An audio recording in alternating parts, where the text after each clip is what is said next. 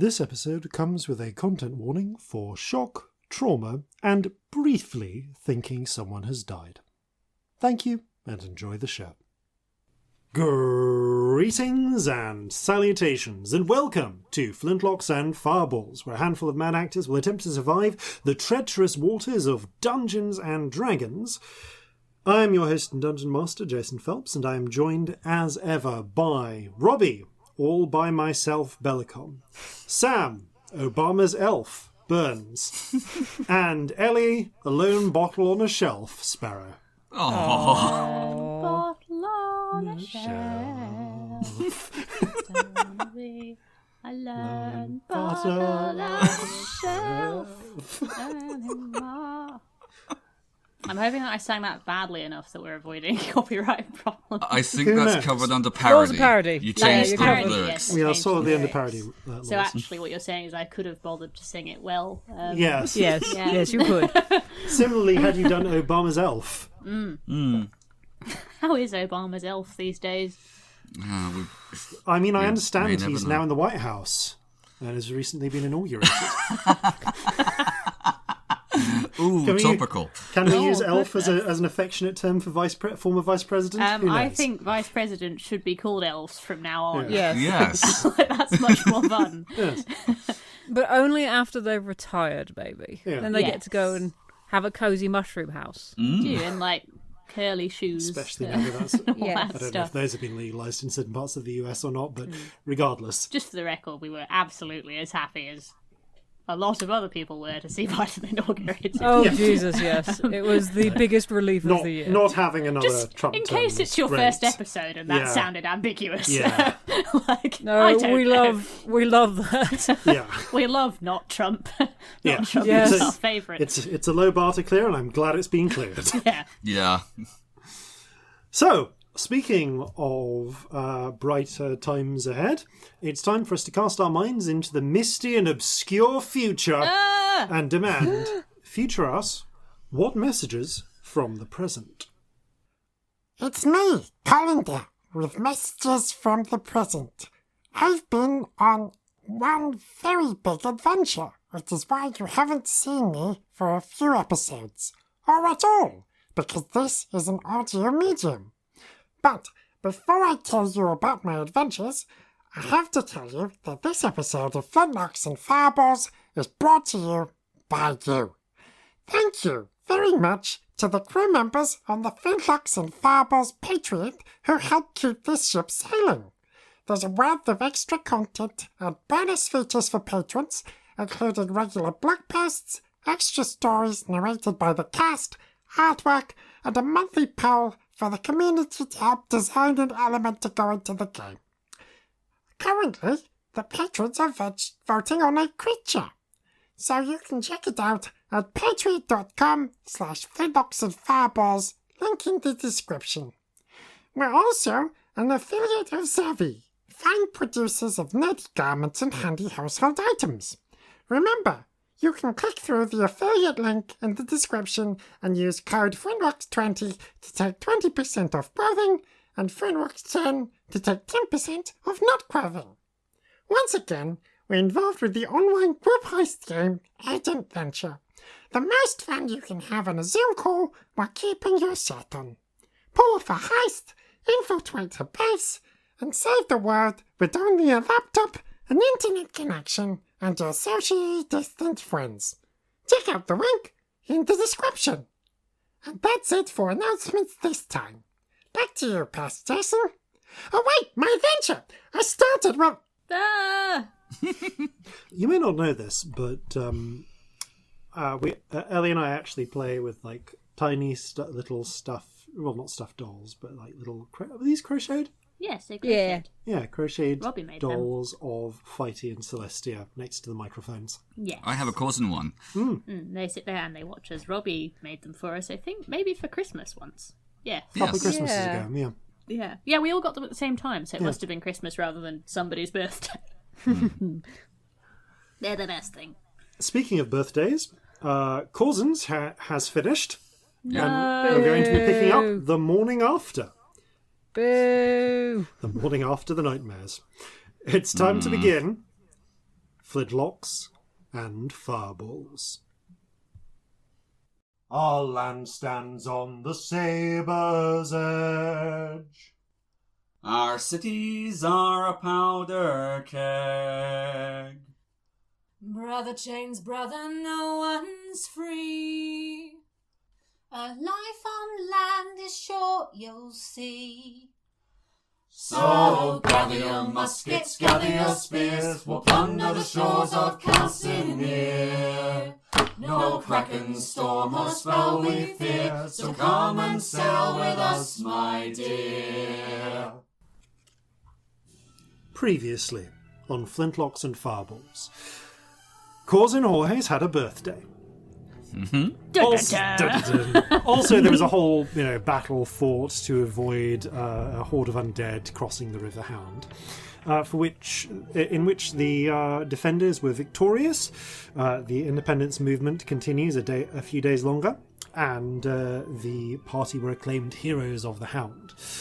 During a somewhat eventful birthday, Corzin has acquired a new knife, a new wig, and a tankard with some brass bollocks drawn on it, and a ship. An ice ship, no less, the Witcher's Tit. Tits and balls. And also a Prophecy of Doom. And balls. And balls. And some information to invest in railroads when those happen. That did happen, yeah.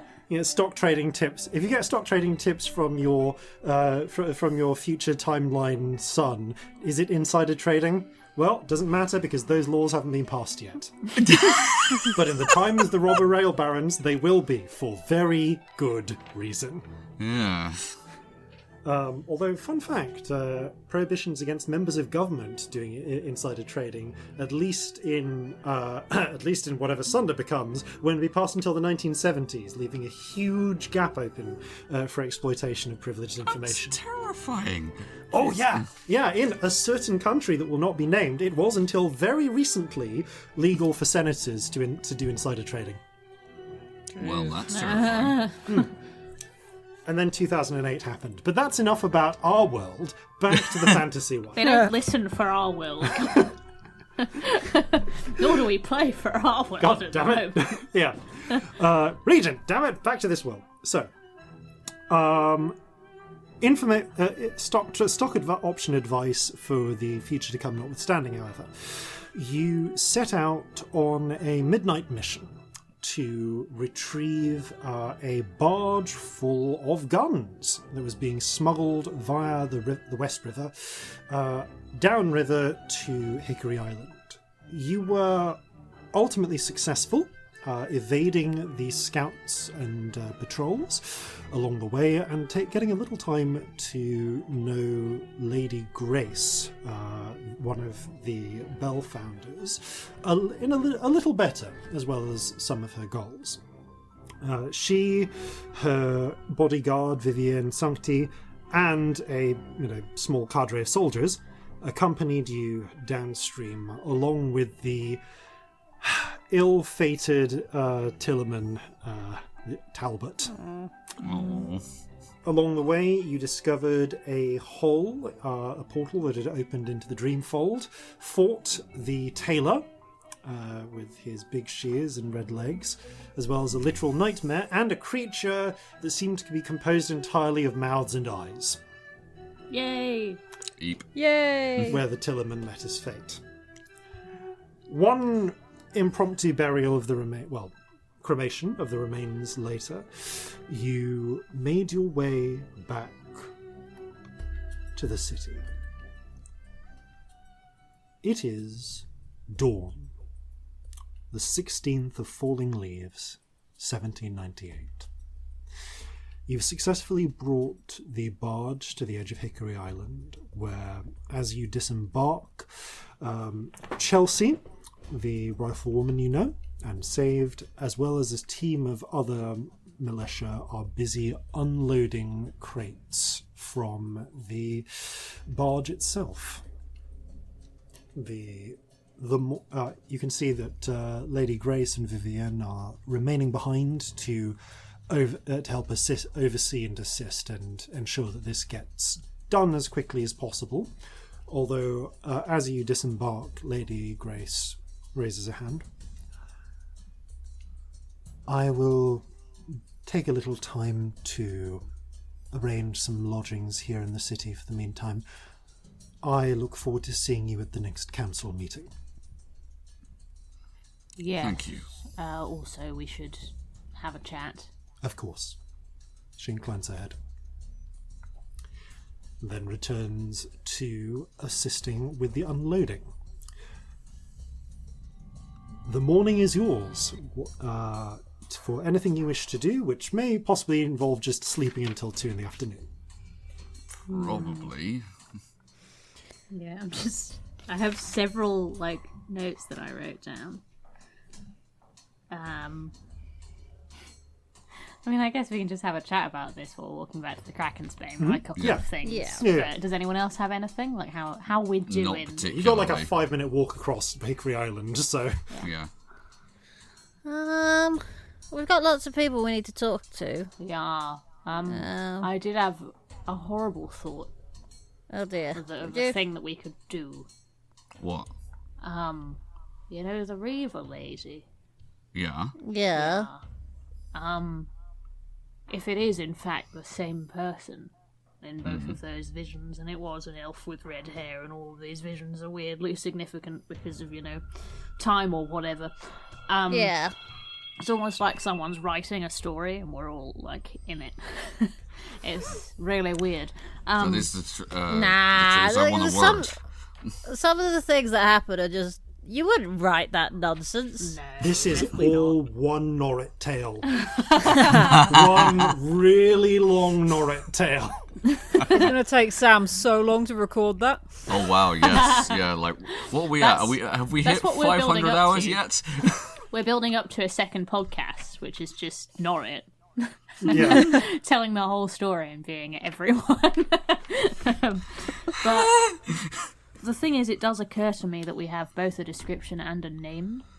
That's true. Yeah? And I could do one of two things. Either we could send to her and try and negotiate ahead of the potential ambush and see if we can head it off that way, or I could dream to her. I think there's less chance of physical harm if you dream. It occurs to me, right? Also, more scope to talk. Longer to talk. Yeah. It occurs to me that in this future that we heard about where we got ambushed, we didn't have time to prepare, and we didn't have the option of talking our way out of it. We hadn't tried this. Yeah. That is very true. I just wonder. The worst thing that happens is they still attack us and we still die. Yeah, so no worse off then, but And I might even be able to get some information out of her. Yeah. We want to make sure you don't, play your hand too much. You want them to... the fact that they don't know we know is really useful right now. Yes. Yeah, definitely. We don't want them to know. I think we wouldn't want them to know that we know the exact plan.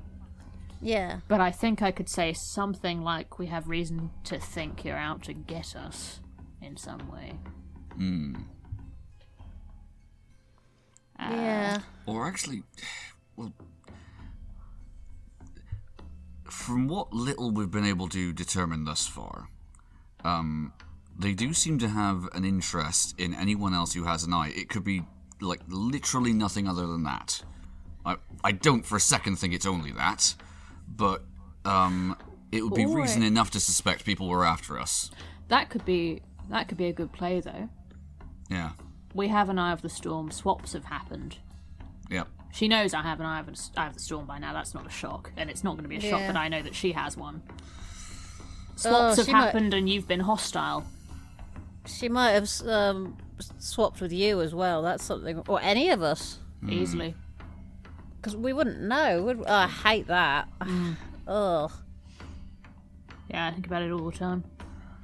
I try not to, but then I remember sometimes and I hate everything again.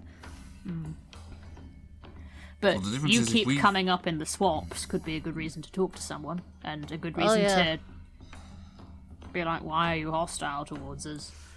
And maybe get some information. Well, if we swap with anyone at any point after we got the Eye of the Storm, we'd probably have at least some idea of what was going on. And if I knew that was what was happening, unless it was someone I knew and trusted that I was swapping with, which, the chances against that seem to be astronomical, I'd just keep my mouth shut. I mean, prior to that, there's no way to know, but... I thought of it. Yeah, No, no, it's a you good totally thought. should do Well, that. I It's a thought very in good this thought. in this future that we saw, we probably hadn't tried diplomacy. We didn't have time for sure, yeah. No. It's a good thought. And the worst thing that happens is it fails and it's the same. Yeah. Is this person, this lot, are they working with the Kraken? I don't know.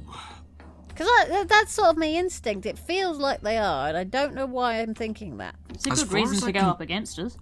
As far as I can tell, in all of the other instances where the Kraken has attacked somewhere, there hasn't been a precursor or a connection with the Reavers, but that doesn't mean that there isn't one that we just aren't seeing.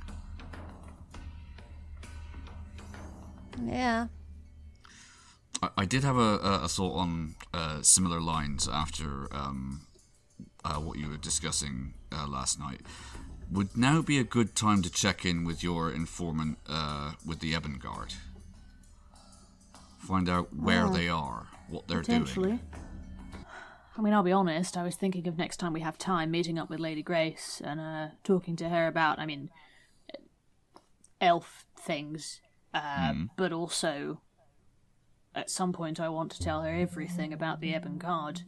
Oh, yeah, you totally should. But preferably soon, really, if she thinks that's a weakness she can exploit to bring them onto our side or something. She needs Yes. to know everything. And there's And pretty if much we, no but better then if source of I've, information. if I've checked in with the informant recently, that's also helpful.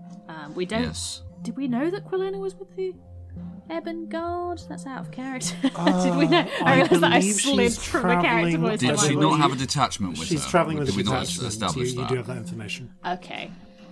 But yeah, before talking to her might be a good time to do it. Yeah, I agree. That's a good Also, shout. just in case that's something we need to worry about in the near future. Also, just on a very sort of grim, pessimistic note, someone else should know all the things you know, just in case. And thought Like, about it is like that, important but that someone else knows and can use that information in case we're not in a position to. Do you think Lady Grace would be a good person? Yeah. well, she's, I mean, do if Lady too. Grace is what she seems, then yeah. That's the thing, if she's what she seems,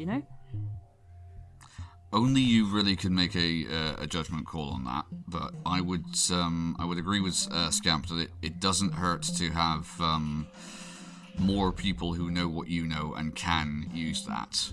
Yeah. Because one way or another, the Ebon Guard are going to be a problem. If not now, then in 10 years or 100 or whenever.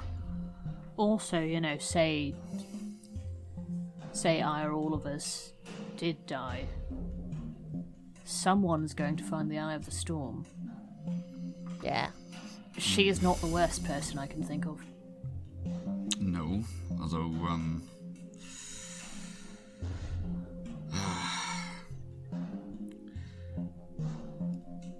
who would you, in all seriousness, who would you place that responsibility on? I'd If- rather Lady Grace than a lot of other people I can think of. Yeah, there's a lot Lady of Grace is people... already very old and taking on a lot of responsibility to try and make the world better. I think I she'd can cope see with it that. quite well. It's not a burden you want to give on someone who can't handle it. No. Like, if we really knew what was going on, we probably wouldn't have given it to you.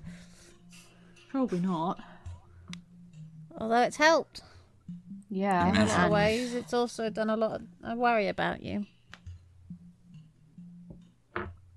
Yeah. not great. But I never bring this up because it's awful, but she's got me thinking about it. At least if we do fix stuff, I'll have quite a long time to recover. Yeah. Whereas someone with a shorter lifespan could waste their whole life on this.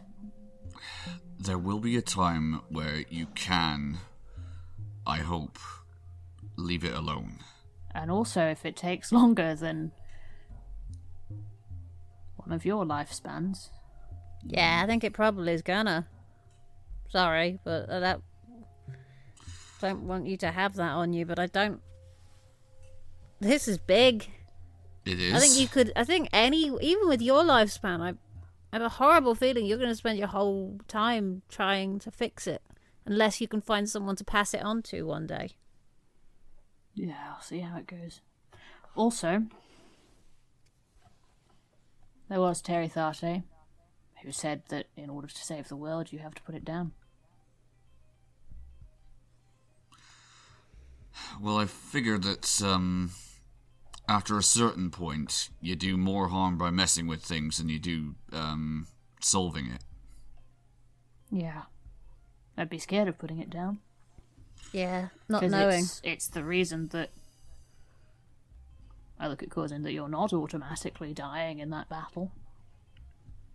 You still might, but we've got a chance, whereas we wouldn't if I hadn't seen it. Yep. And But if we didn't have it, would we be this target? That's the thing, you can go work around in yourself circles. to death and, yeah. But that's the thing, that the right thing to do at some point might be what Terry Tharte said. It might be destroying all of them. Yeah. Let's we kill need to ourselves a find all kraken of and then them do for that. Yeah. It's been how I've thought of it. Kill the kraken and then... Retire to a nice beachfront property. Kill the kraken and then destroy our eyes is sort of pleasing. But, you know, we'll see how it goes.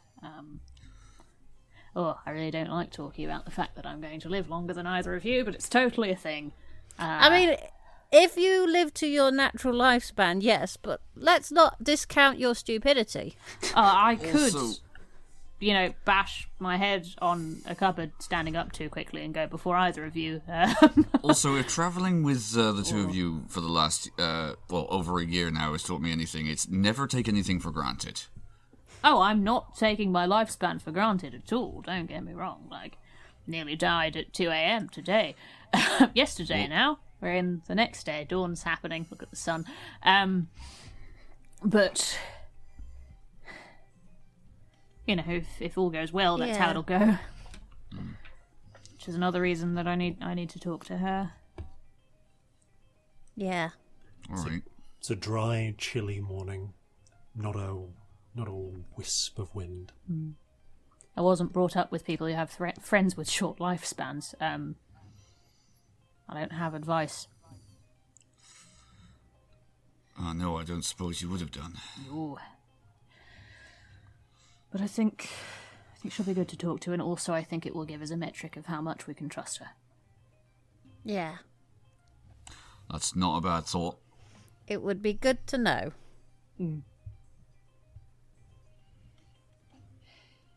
Yeah, so her, at some point, possibly dream to horrible, scary Reaver lady, which I am buzzing for, personally. Oh, just can't wait to hear how that goes. Oh, so excited. So excited. I might ask that at least one of you's in the room, just in case she does any weird dream things. Oh, just try and Oh, stop yeah. me, Celestia. Just try and stop me. I mean, where else am I going to be? That's Quite. true. I mean, your room is my room right now, so even if it was normal sleep, you'd be there. Yep. And also, we need to talk to Clara and Fighty about Dreamfold things. We Yes, really do. because what we witnessed last night is disturbing, and not just in a literal sense. And I also need to find a nice bar. Or something. Yes. I'm sure there's plenty that are available and indeed open. Because I can have help. a date, and sometimes you need to just do something nice right now, instead of trying to solve all the millions of problems that will arise. Yes. So yes, you do. I'm going on a date in the next few days, even though we are busy.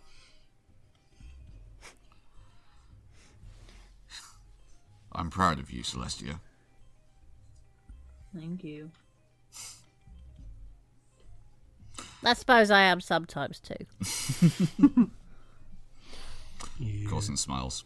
Turn the lane and soon find yourself returning to the triangle and the morning bustle of the garment district. The city may be under siege, but there's still work to do, and people are still heading into their jobs. It's a short journey from there back to the Kraken's Bane. Are there any preparations you wish to... Is there anything you wish to do this morning before you take a nap? Which I assume you'll probably want to do. Check in on Molly and little Corzin. Cool.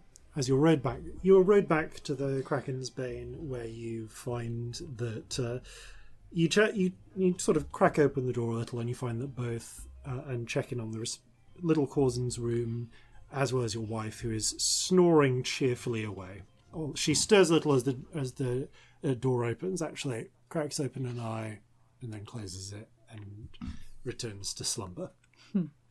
One of the happiest noises. Oh. Cute. Is Clara awake? Clara is awake. Clara got to bed earlier and is up in the morning. You can see that a very hangdog-looking Belle is making breakfast now that the sun is up. God, yeah, we're all hungover as well. Also, Belle it's that time of the month. Belle vanished when the sun set the previous night. And left. It was a full moon. It was a full moon. Yeah. Belle is looking quite tired, but is serving up eggs thanks to the availability. Actually, eggs have been pretty common throughout your journey thanks to Arjun's chicken supply, which he periodically refreshes every time you go to port.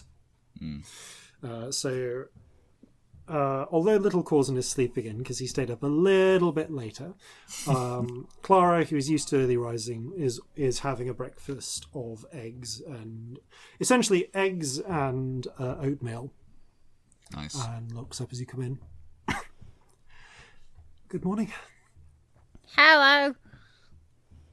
I can't go to bed right now because we've just seen a whole bunch of nightmares, and I want to talk about nightmares before we go and sleep. Oh. Okay. What are those eggs? She pats Give me the eggs. the galley benches beside her. Weirdly, I Belle was going to go to bed, shovels- but I think I want to join. Is that Belle okay? shovels some fried eggs Oh, gotcha. onto a plate for you. This is the equivalent of the midnight snack, don't worry. Belle, you're a wonderful person. Thank you. It's been a long night. Oh, me too. Everything okay? Yeah, fine. Good. Right. If you need any help, let us know, okay? Of course. Oh. Always. Just let me know if you find a very powerful cleric. Will do. do. She continues serving up breakfast. Clara, yawning and coughing a little herself. So, nightmares. Yeah. Yeah. Literal But- ones. Here, not there. Right. Nightmares in the wrong places. This might be one for Fighty more than me. Yeah, but you were awake and here, and we trust you lots, so we thought we'd ask while you're here. Okay. Well, I know that the portals usually can open anywhere. Much more. Usually in cities. Did you get? Was it somewhere in the streets? It was in the fake nightmare land that I made. Yeah, towards the outskirts. Okay. Like real life started being in it, and portals and shit. Wait. Portals plural. I don't know, is it portals plural? We don't know. There was a lot of stuff. We Yeah. saw one. There were lots of things. We closed one, we think, for now. Okay. But there was a lot of stuff. The gnomes are a little tight-lipped about the precise details. I haven't been able to find any of her original notes, but Fingersnap apparently did a lot more work on this, and Olga had some information about it. With us, I think with stable portals, they're usually tied to a nightmare that's come through and is coming through regularly. Did you find anything that was particularly, I want to say particularly stable? Yeah. We fought a bunch of stuff. Scissors man with scissor hands. Sorry, The one little Corzin's been having nightmares about. That would make sense. A lot of creatures that don't exist here do exist there, especially if a lot of people dream of them. And I suppose a lot of people have been having nightmares, and There's something that was all eyes and teeth. And she shudders. blabbering. Eyes and Mouths. mouths Lots of and mouths. blabbering. Yes. Talking weird. In your head. She thinks for a moment, eyes darting. Balls a fist and just like bites it. What's the matter? What is that for? There's not a good way to say this. So you created a massive illusion of an area full of chanting and jabbering mouths and trees with eyes on them everywhere, and eyes and mouths. Well, when you say it like that, it seems like a bad idea. Next to a city of, I think, 60,000 people who've all been going to sleep for the last 6 days and probably having nightmares about that. Yes. Don't get me wrong, this has never happened before. I don't know of anything like this happening before, but if I had to guess, Sounds like a really good way to open a portal, doesn't it? I think maybe you gave people a lot of nightmares about the same thing. And a lot of people... Is that Olga's what was notes... Olga's notes from Fingersnaps were all third hand, but as I understand it, the more people dream about a specific thing, the easier it is for a hole to open. That's what Smith was trying to do when he came back. Right. Yes, you mentioned Put that. himself into the minds of people so that it was easier for him. Blabbery mouth things killed people. I think that's what usually happens. If normally at first things like that can only come in the night when the portal's open, but if they eat enough on this side, especially anything that thinks or dreams, they can stay. Well, that thing's dead and incinerated now, but... Good. That was probably holding a port. Probably serving as an anchor. No, but portals will open again. We should get someone to dispel that. Because right now, there's still all that stuff there, and there's still all those people. There's still the two factors that you mentioned, and there's going to be more things that come through and potentially kill more people, and it's my fault. And You couldn't have known that. I don't think anyone's ever really made an illusion on this scale, discounting sorcerers and so on. But No, I've never heard of anything like this happening before. And Clara's right, there's no way you could have known about this. look at the Rainbow Spirit. Did you know? Rainbow Spirits, multiple spirit ribbons just shrug. Yeah, Gotta say, I'm surprised as you are. This is all new to me.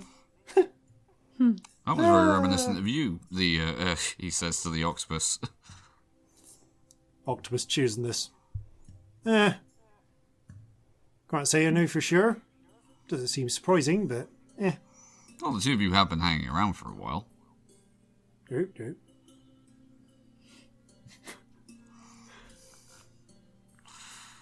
Anyway, point being,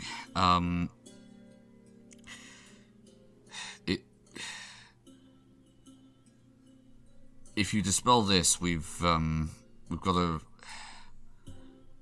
tactical advantage we have to regain. That's not really a tactical advantage right now, is it? I mean, it was at the time, but... No, that's my you can point. Probably Is that recreate it if you need to. yes, Yeah. I can do, like... What? Is it 1 or 2 a day, these days? I think it's 1 a day. I can do 1 a day, so... Right now, one. it's tying up a lot of soldiers. There's a lot of people guarding it Yeah. on the enemy side. Very true, actually, yeah. Yeah, the only people it's currently killing are them, because everybody else has left. yeah. I'd say if there's not... Frankly, I hate to be pragmatic about this, but if there's not... Did it seem like there was a lot of wildlife left? No. No. That's a No. good thing. Why is that a good thing? If there's not a Nothing to lot eat. to eat that's left in there, then it's harder for them to become more of our world. Well, of course, anything half sensible is going to have legged it the second that thing was cast. It's terrifying. It's meant to be terrifying. Unfortunately, most of the things people have nightmares about don't really tend to eat plants, True. because you usually have nightmares about things that are, well, likely to eat you. Well, I don't know. I've had a lot of dreams about an elephant. What's an elephant? Like Reginald. But, Oh, like, a nasty version of Reginald. It's a weird dream. Oh, of course, Reginald's an elephant, yeah. I've not seen a real one, I mean, Reginald. yeah. Real ones I'm given to To be understand fair, aren't quite I've only as seen talkative. Reginald too.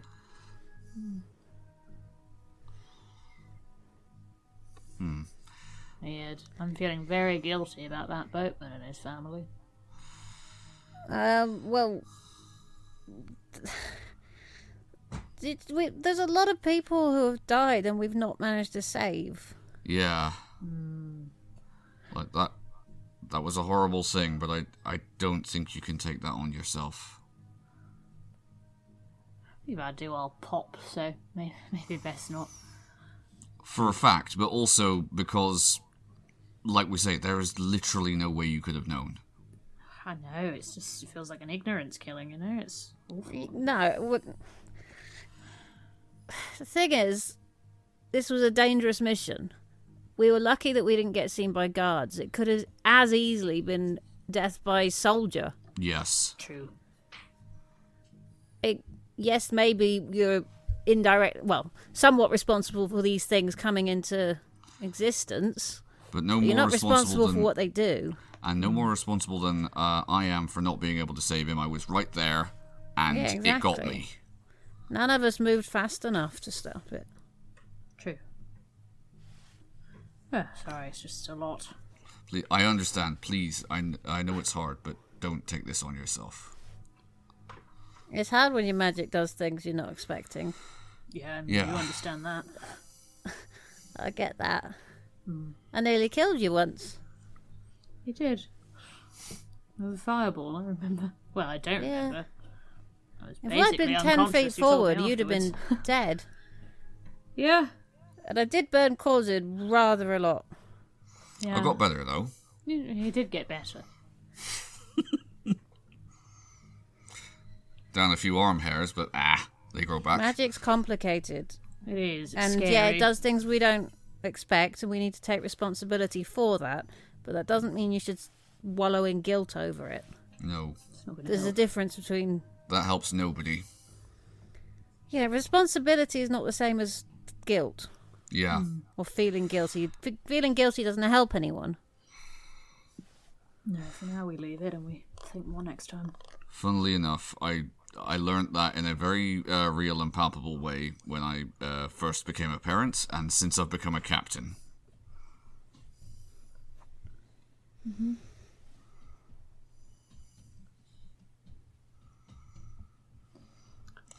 So is there anything that Fighty might be able to tell us about this? Probably loads. But it's dawn, he's not going to be up. Or he might still be up. is the other That's way true. of looking He's not at gone it. to bed yet. We might catch him. He does strike me as the sort of person who's only ever experienced 5 a.m. from the other side, if you see what I mean. Heidi, There's a chance he'll be looking for breakfast before bed. around. There's a pause. You hear clattering. And coming up from one of the below decks is a, as ever, hangoverless looking Fighty Gubbenswick. Oh, nice. We've got oatmeal, have we? Oh, and eggs. Fantastic. How do you look so fine? I think it's probably a family trait, right? I saw you down an entire bottle of bourbon last night. Mm-hmm. Like in one go. That's your party trick, isn't it? Well, in fairness, a lot of it's come out the other side by now. No, you should still be pissed. That doesn't make sense. That was only like a few hours ago. For you. Yeah, but since then we've done so much. You go elsewhere for your hangovers. That's what you do. You look like you've seen a bit of a ghost. That's about right. Nightmares. Not exactly a ghost, but maybe something you can help us with. No. Fill me in, and for the sake of time, shall we say that you give basically the same We do explanation? that. Yeah. Fighty nods a little more soberly. Well, that's... Honestly, Vera's kind of more the one for this. Trying to imagine what she would say if she was here. Do you know where she'd be right now? Busy. This is her... Taking care of things like this is kind of her job, but... how would it go? Vera, there's a big old nightmare thing outside of town. Fighty, were you responsible for this? Well, not exactly. What do you mean, not exactly? Listen, you know those people I was travelling with? Yeah, but one of them kind of created a giant illusion of teeth and eyes and everything next to a city. Oh, so everyone's starting to have nightmares about teeth and eyes and things, yeah? Okay, well that's going to be a problem. It's fine. Well, there were some portals opening up. Okay, did they see multiple ones opening? Well, it seems like a bunch of different things. Okay, did they find something with lots of teeth and eyes? Yes. Did they kill it? Yes. Okay, that's not so bad. So long as nothing really big or significant or in the collective consciousness showed up. Well, the tailor kind of showed. The tailor showed up. Did you kill the tailor? The portal closed. I think I so. don't know. But On this he side was or on the that other side? side. Oh, Taylor was on the other side. Yeah. So it was on the other side. It was on our side. All right, well, that'll do it for now, but it'll be back eventually. Yeah, but it won't actually be back here. Did you get its shears? No. Damn. No, there's no problem with that. I just would have really appreciated them. All right, Wait, hang fine. on. They were just on the... Would we remember they were just on the ground? No, because the tailor because the tailor broke apart on the other side of the portal as it closed. Damn. Weren't Okay, able to yeah, get the fair shears. enough, fair enough. Yeah, it was just there was a chance of grabbing them, but didn't happen. Well, no great loss there. So Vera, what do you think? I think you're in a lot of fucking trouble if grandmother finds you. Right, yes, but beyond grandmother finding me, it's probably going to be fine. If you've taken down the root nightmare that was holding it all together, and you've taken it down the largest fish that's likely to try and take advantage of the situation and open its own portal, it's probably going to be stable as long as you get rid of the root cause, of the initial cause. Okay, so what if we leave this thing up? How long are you talking about? 'Cause if you leave it up for weeks, yeah, it's going to come back. What about a few more days? Destroyed the main thing, right? Big teeth and eye thing, yeah. Probably going to take a little while longer to come back now that something has taken on that role and been vanquished. Oh, that's good. Sorry, Vera's probably told me a bunch of this stuff over the years, but I forget. Honestly, I ate a lot of eggs during that. It was quite appreciated, actually. That's all right. That was great. Nice bit of morning theatre. Yeah, I enjoyed it. It was compelling. Point being is that how many days does this stay up until it would go away normally? It will go away in 4 nights' time.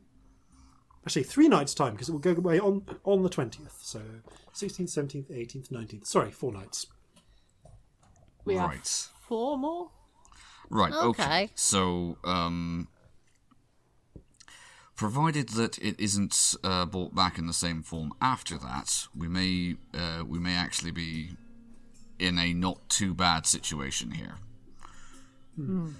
As I understand, once it does go away, you're going to have some weird stuff stick around, like some of that landscape, but it will eventually all die off, because unless it's properly acclimatized, it can't survive here.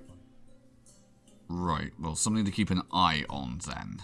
Yeah. Would it be worth? I mean, I don't know if you have the ability to contact Vera or to let someone in her position know about this, because I get the impression that she doesn't just work alone, does she? There's a handful of dreamwalkers who deal with that sort of thing, but no, not entirely alone. Listen, tomorrow night I can drop off a message with the family. If you would. When you say grandma, is this cheerful gnome grandma or terrifying nightmare grandmother? Yes. Cheerful gnome, Right. terrifying nightmare Figured. gnome, cheerful grandma. Terrifying grandmother, who is a cheerful gnome if you're not on her bad side. Huh. I see it runs in the family. Stories.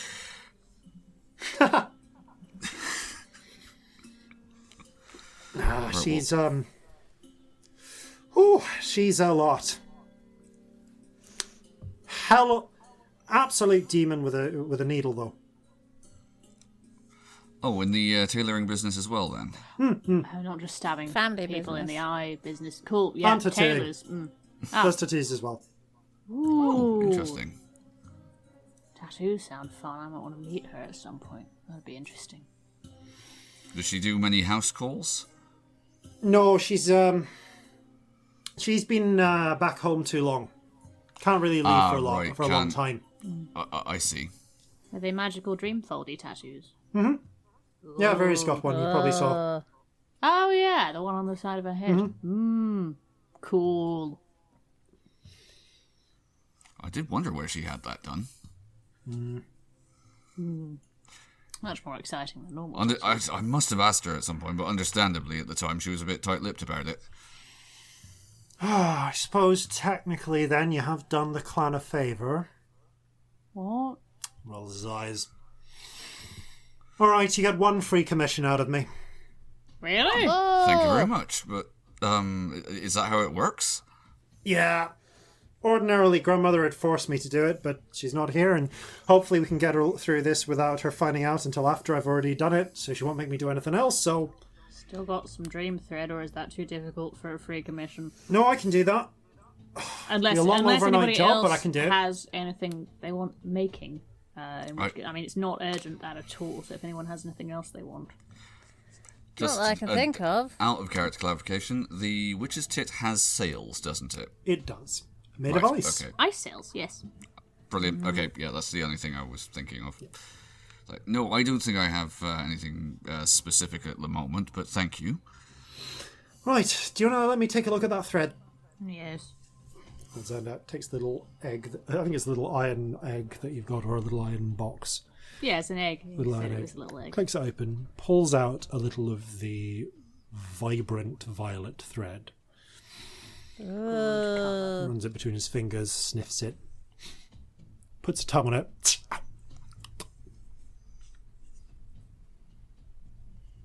This was... bad experience, I'm guessing. Can you taste that? Tastes fiery. Yeah. Yeah, that It makes was, sense. yeah. I have nightmares about being on fire sometimes. I can tell the best thing to do with this, but I gotta give this to you as a choice, then. The best thing I can do is reweave this into maybe a coat lining or something for you.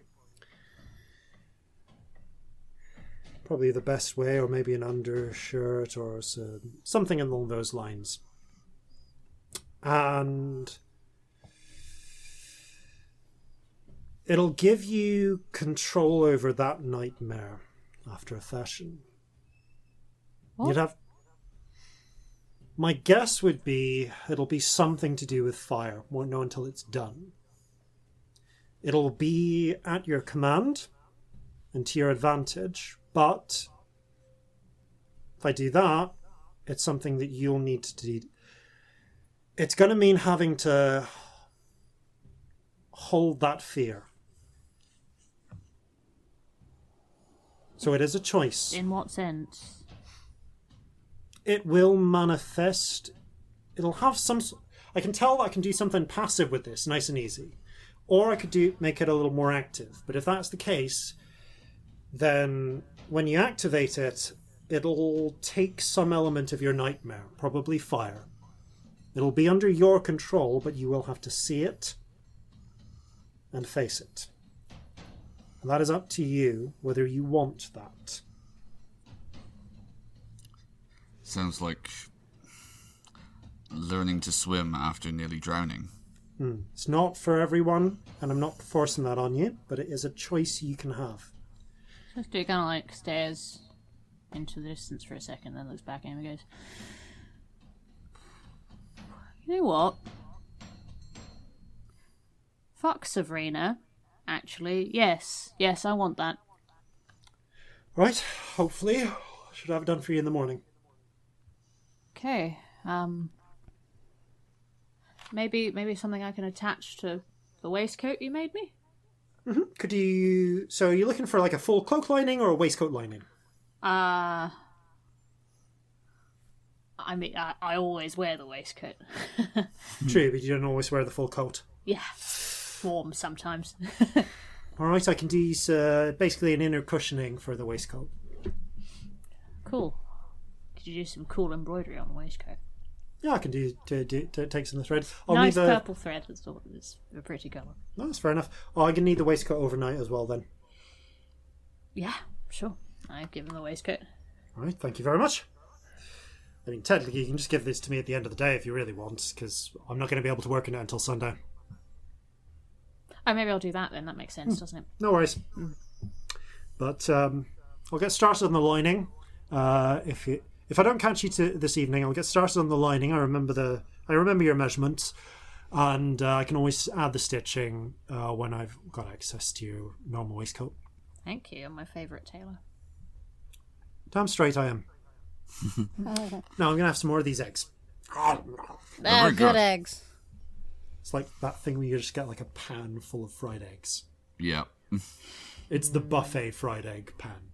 Yep. Oh, the ones that you kind of like have to just kind of cut out. Yeah. Because they're all joined together. They're weirdly slippery because of all the oil they've been baked in. You're making that sound really good. Like I miss buffets. Oh, honey. Oh. It is the stupid shit that gets you sometimes, I know. isn't it? Yeah. We had those at a LARP event I went to like a month before everything went to hell. That buffet as well. I know. They do really good breakfast at that LARP event. And you're always fucking freezing as well. It was actually a player run event, but it was similar sort of breakfast, and it was just like, oh. Anyway. R.I.P. cafes. R.I.P. cafes. Anyway, moving on. Is there anything else you wish to do at breakfast? I don't think so. All right then. You probably all collapse into bed. Where's my cat? Is my cat there? Your cat is actually out prowling, but after a little asking around, you find her. You find her like padding up from the below decks. Ow! Hello. Ow! Can I have a hug?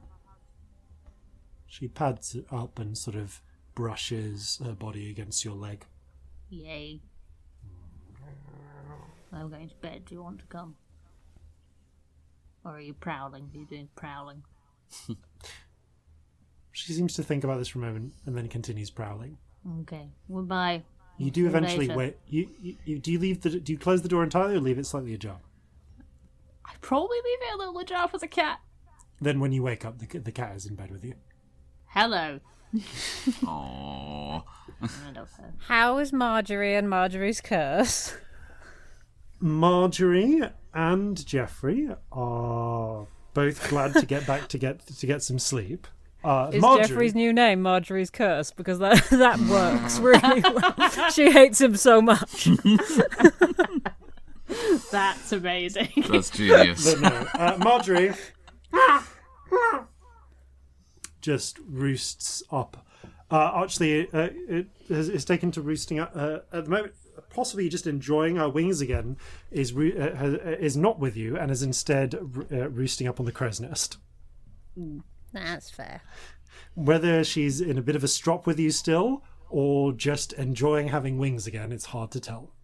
Or feasting on the flesh of the innocent. Hard to tell. Nevertheless, you settle in for some rest. Roll D100 twice, please. Oh no. Oh god, are they like just in the hammock? Like Yeah. next to my hammock? Just as you're starting to rest. Oh, I get to do this twice now, don't I? Yep. You. Dude. Okay, that was Level 14 Huh, is the best, 14. yeah. Okay. and 91, right at the different ends. Interesting. Okay. Ooh. Okay. You feel Why do I keep rolling that? two futures. One is coppery. One is still. Ooh. Do I get any more indication over which? Both will Whether they're affect gonna- you. But are they harmful? Do I know that? They feel both inconvenient, but not actively harmful. I'll go for still. Okay, Celestia, you're kind of like you're getting ready to head to bed. Scamp, you see, has just tucked into bed. You know what? If they said that they were having trouble sleeping, so Yeah. I'm probably tootling away on my guitar to try and help. Yeah, That's probably what's happening. having a little trouble sleeping. I feel like this is a regular occurrence. you tootle. That's so wholesome. Just gently stroking the guitar. You look over. Scamp's not breathing. What? You go over. You panic. Roll a medicine check. Oh god. Scamp, roll a d4. That's the best medicine check I've ever rolled. Plot twist. 21. There's no pulse. There's no breath. I run and get Corzin. You run and get It's like- Corzin. It takes you 90 seconds, of just to get Corzin. Get Corzin back. I don't even say Yeah, anything to Corzin, him. I just you drag come him. down. You look. Scamp appears to be just completely dead. Roll a medicine check yourself. Okay. Inconvenient. Yeah, that is a 12. No pulse, no breathing, nothing, and then exactly 2 minutes after this starts, Scamp just starts snoring. Pulse restarts. Everything, all vitals back to normal. Target appears dead for 1d4 minutes. Oh my god, I was about to get the fucking phoenix down out there. Hang on, what?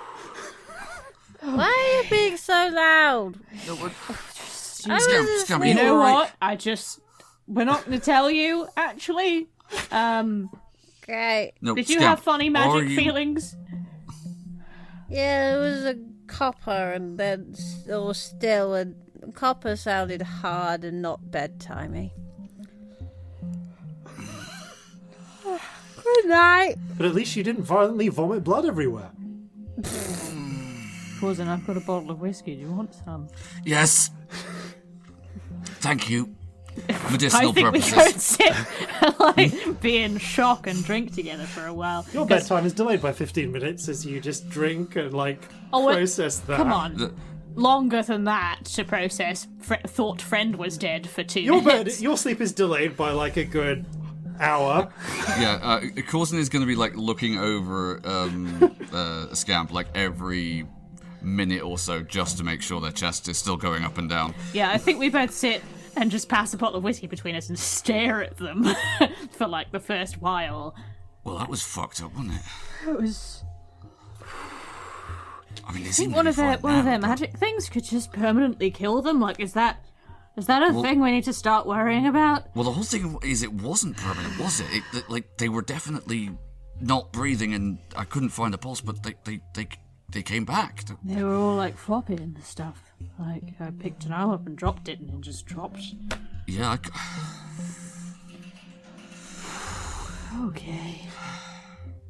Look, if it's the magic, then we have to at least bear in mind that every other thing like this that's happened is either it's been like an instantaneous thing that's happened and then it's done, or it's a thing that or it's lasted a month or more.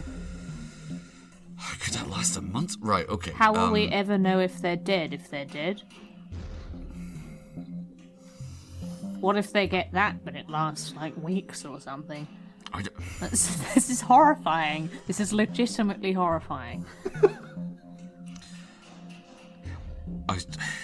I think the only thing we can do Regent, I hope we don't have to do this, but if that does happen, then we do just have to hand them over to a priest and make sure that everything has been done so that they don't rise. I mean, if they're dead, obviously they're not going to be for long if I have anything to say about it. Well, quite, yeah. But I mean, that's the thing, is... We're about to have a fucking heart attack here. Another one. Oh. Shit. Okay.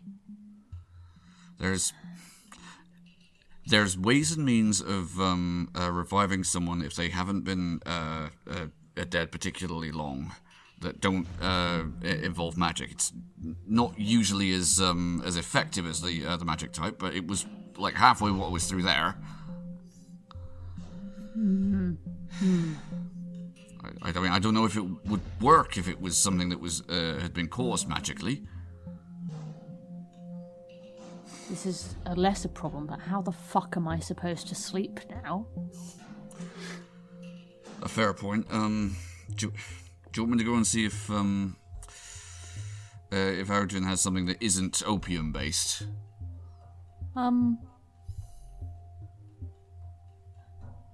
Maybe in a bit. I was actually going to chat to you about something stupid.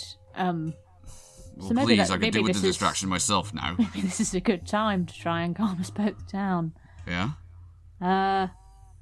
It's really stupid compared to what just happened, but it feels like the moment. Corzin, I have a date, and I know. Congratulations. Thank you. Yeah, she said yes and everything. Brilliant. I've never had a first date that's normal. I just sort of lived with a woman and then had an up and down time, as you know, and then I slept with a couple of people. I've not actually dated someone. Well, you'll be have any good disappointed to know there's no advice? handbook on this, but I think you've made the first and most important step already. I trust that. Was there anything discussed about where you're going to do where you're going to go, rather? And No, I said I'd find somewhere. I pretended I was cool, Corzin. All right, no, that's good. That's good. She said, "Where are you taking me?" Like it was a challenge. So I said I'd find somewhere. I don't know the fucking city. I don't know what's here, do I? All right, well... I just thought it sounded cool. Give me a couple of days, I'll find somewhere. All right, so you've got a couple of days. That's good. What if I can't find anywhere? What do I do? I can't take her to the fucking pub, can I? She lived in the fucking palace. Have you seen her? She's so intimidating. Okay, right. Well, I think probably a good thing to do would be spend this time, look around, find something that that you'd like to do that you think she would also enjoy doing. Right. like, there's got to be some music halls or some theaters or something around here that the two of you would enjoy. Something that is, an activity rather than just sort of sitting around and chatting in a pub, like you say. It's not a bad idea. What do you do on a first date? I'm not an expert in this. I don't pretend to be, but excuse me, you're in a functional relationship. That means you must know everything. That means I got lucky, and I thank the reason every day. But look, the point being is, like, Molly and I's first date was at a fun fair. Oh. She trounced me at the coconut shy. You remember I told you the story? Yeah, I do. It's very wholesome, actually. Well, that was something that I thought, well, the two of us would enjoy this. It's, even if it turns out we had nothing in common, it's still an enjoyable thing to do. So something like a fun fair, but not a fun fair, because there probably isn't one, because there's a war on. I kind of feel like we'd have noticed if there was one around here. That was a seasonal thing in Meadmere. They came around every winter. Are there any secret things that you absolutely shouldn't do on a first date? Because I genuinely don't know anything, and I've pretended I'm cool. Right. Again, like, this does kind of fall under the auspices of everybody's different. There's no hard and fast rules. Like, I want there to be rules. That would be easy. It would be, wouldn't it? But unfortunately, no such luck. At least not as ever I've been able to discern. But I think possibly, if you're playing it cool, and I think that's a fairly good thing to do. The thing I would try and do the most is just try to be as relaxed and open-minded about things as you can. Like, it's not what you're actually doing, it's who you're doing it with. And that's the main thing.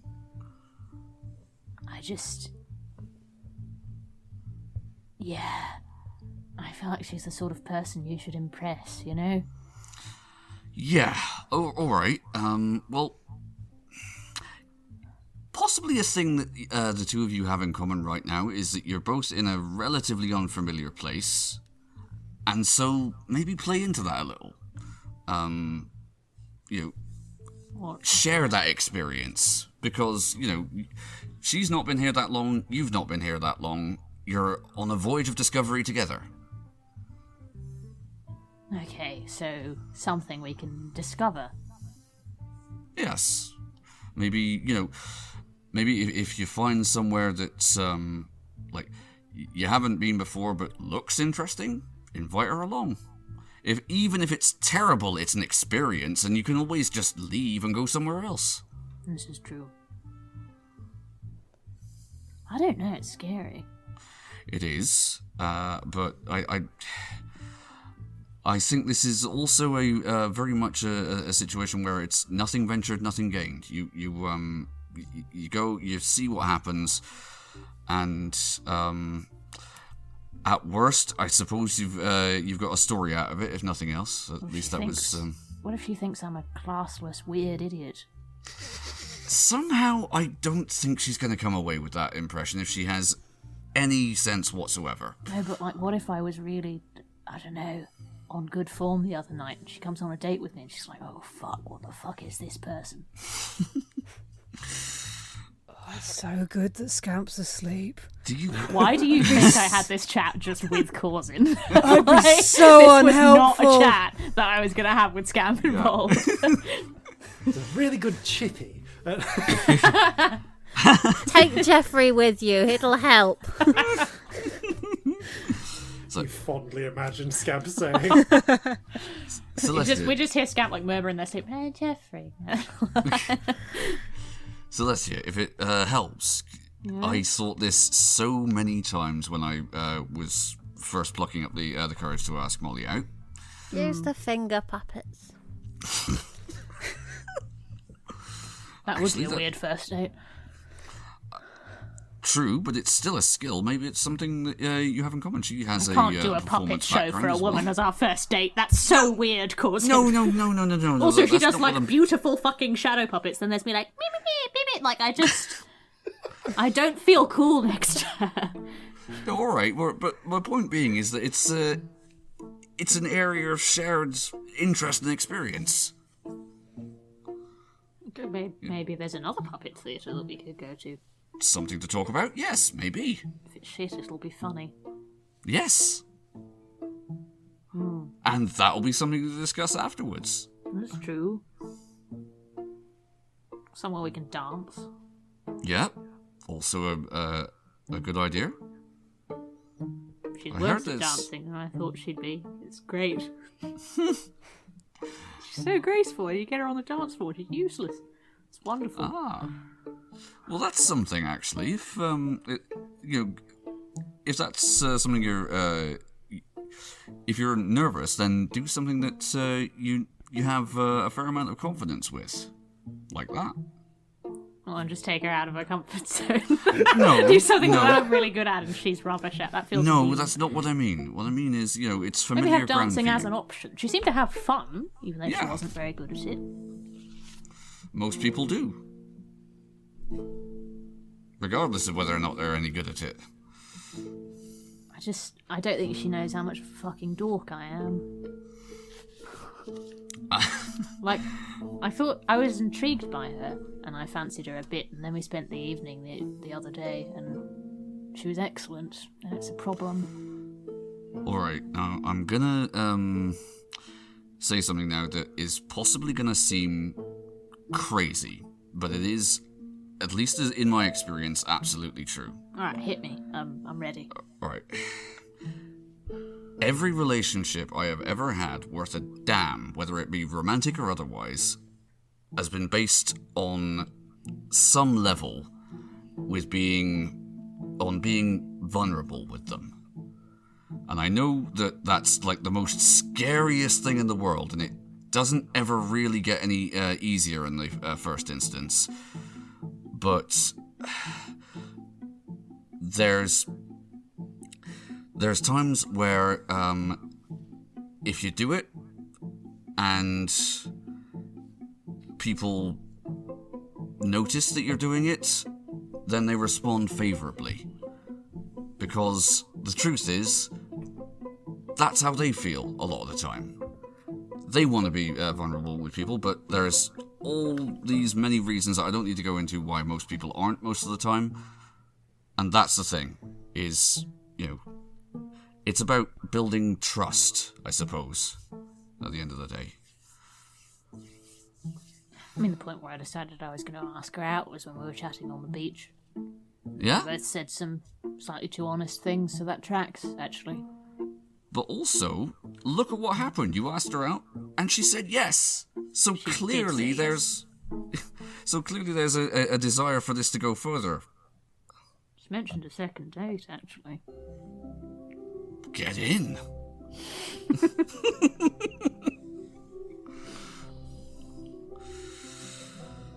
Like I say, I'm not an expert in this. I got lucky. But like every relationship I've had, whether it be romantic or otherwise, to some degree, has been, how comfortable I am being with people and how comfortable I am being open and honest with people. I feel like I'm both comfortable and uncomfortable. Talking to her is actually quite easy. Yeah? But I also fancy her, which makes me so awkward and weird.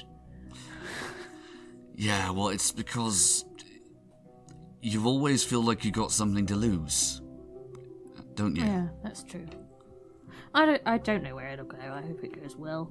So do I. I mean, I like her thus far. I mean, it might be that we have a date and we're like, oh, we hate each other. Let's end it there. But I doubt it, but no matter what happens, I think you'll both feel better for trying, for having that experience. yeah. Because there's nothing worse than wanting to, but never having the opportunity, or never knowing. And honestly, after Leah, normal date feels like a good step forwards, and it doesn't feel horrible and reboundy. It feels like Yeah? something else. Good.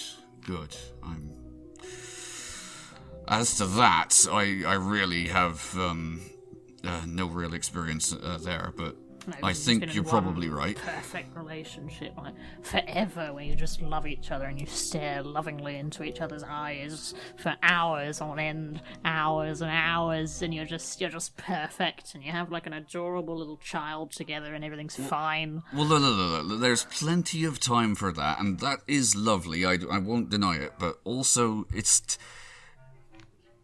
not the be-all and end-all. There's also the times where you're up at 3 a.m. Because the kid's been crying for 3 days straight and you don't know what's wrong. That sounds terrible. I'd probably murder the child. I wouldn't murder the child. That's the thing, though, you know? It's, Were you, There's- like, terrified of Molly when you first met her? Like, is it normal to be intimidated by someone when you fancy them? I don't know if it's normal, but it's common. I think I was intimidated by Leah, actually, so that tracks. I mean, thinking back on it, there was a time where I wanted to ask Molly out, but I kind of assumed that I didn't even have a chance. And then, you know, direct as she is, she brought up the situation, and I just sort of said it. And she got this strange look in her eye, like she often does when she's been waiting for something, and she just sort of said something along the lines of, "Well, finally." And yeah, we've been together ever since. But That's very sweet. I feel sick. but it was also the thing of I don't know if I was intimidated by her, but I also thought that, frankly, she would have and already probably had done better than me. But turns out, actually, I didn't have as realistic a view of myself as perhaps she did. Well, that's very nice. Honestly, I had a similar thing where I definitely wasn't going to be the first one to say anything because of our situation. Just sort of pretended that I didn't fancy her very badly for a very long time. It's very, very, very difficult, in my experience, to pretend like you don't fancy someone. And then, when it came down to it, she started it.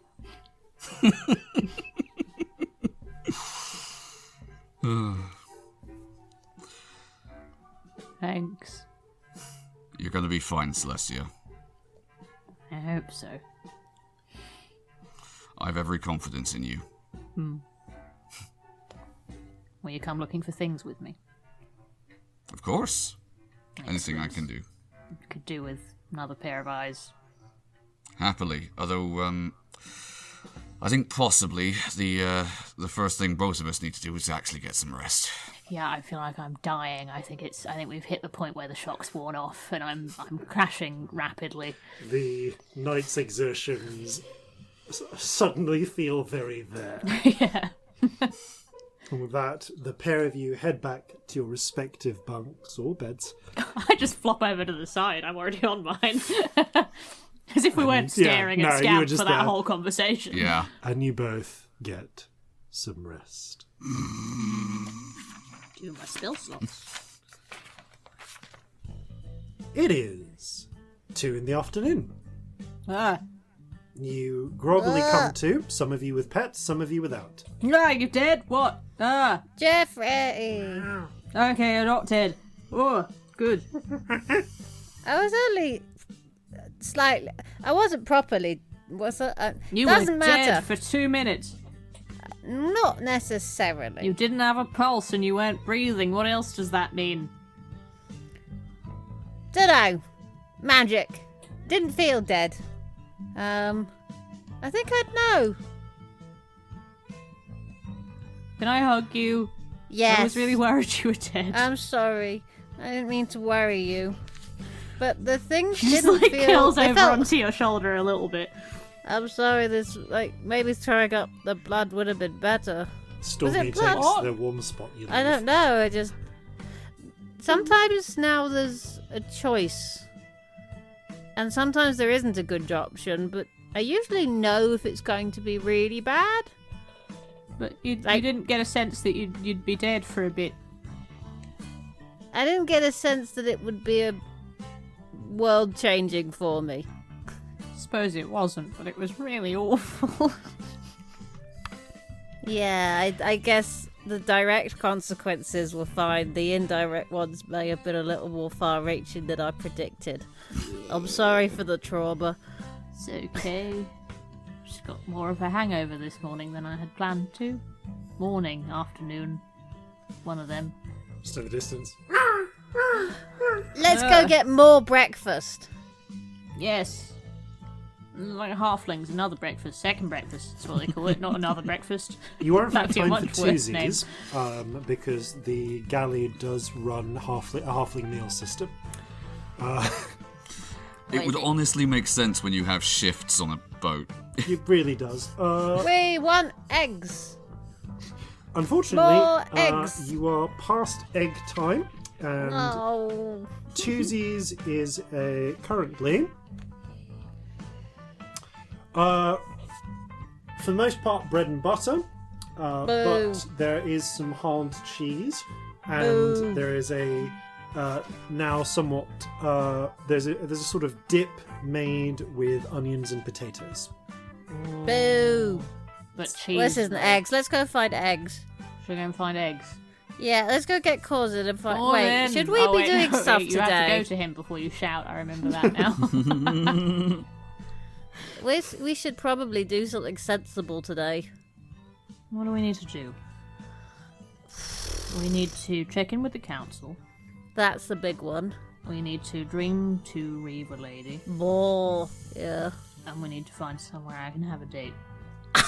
And potentially Yeah, check you've on... got a date. I do have a date. And potentially check on Quilena and that lot. A petting zoo. Do they exist? A place you can go and pet animals. I feel like Saran is the sort of person that likes animals about as much as I do. Great. You'll enjoy a petting zoo then. Now, I like one animal. I'm not sure you're quite Jeffrey. grasping it. No. No. Not Jeffrey. You might not want to say that while he's in the room. You know we have mutual no. respect. I just don't feel like we have mutual liking. He agrees. He's fine with that's it. fair. Yeah, we have an understanding. Doesn't mean I have to like him.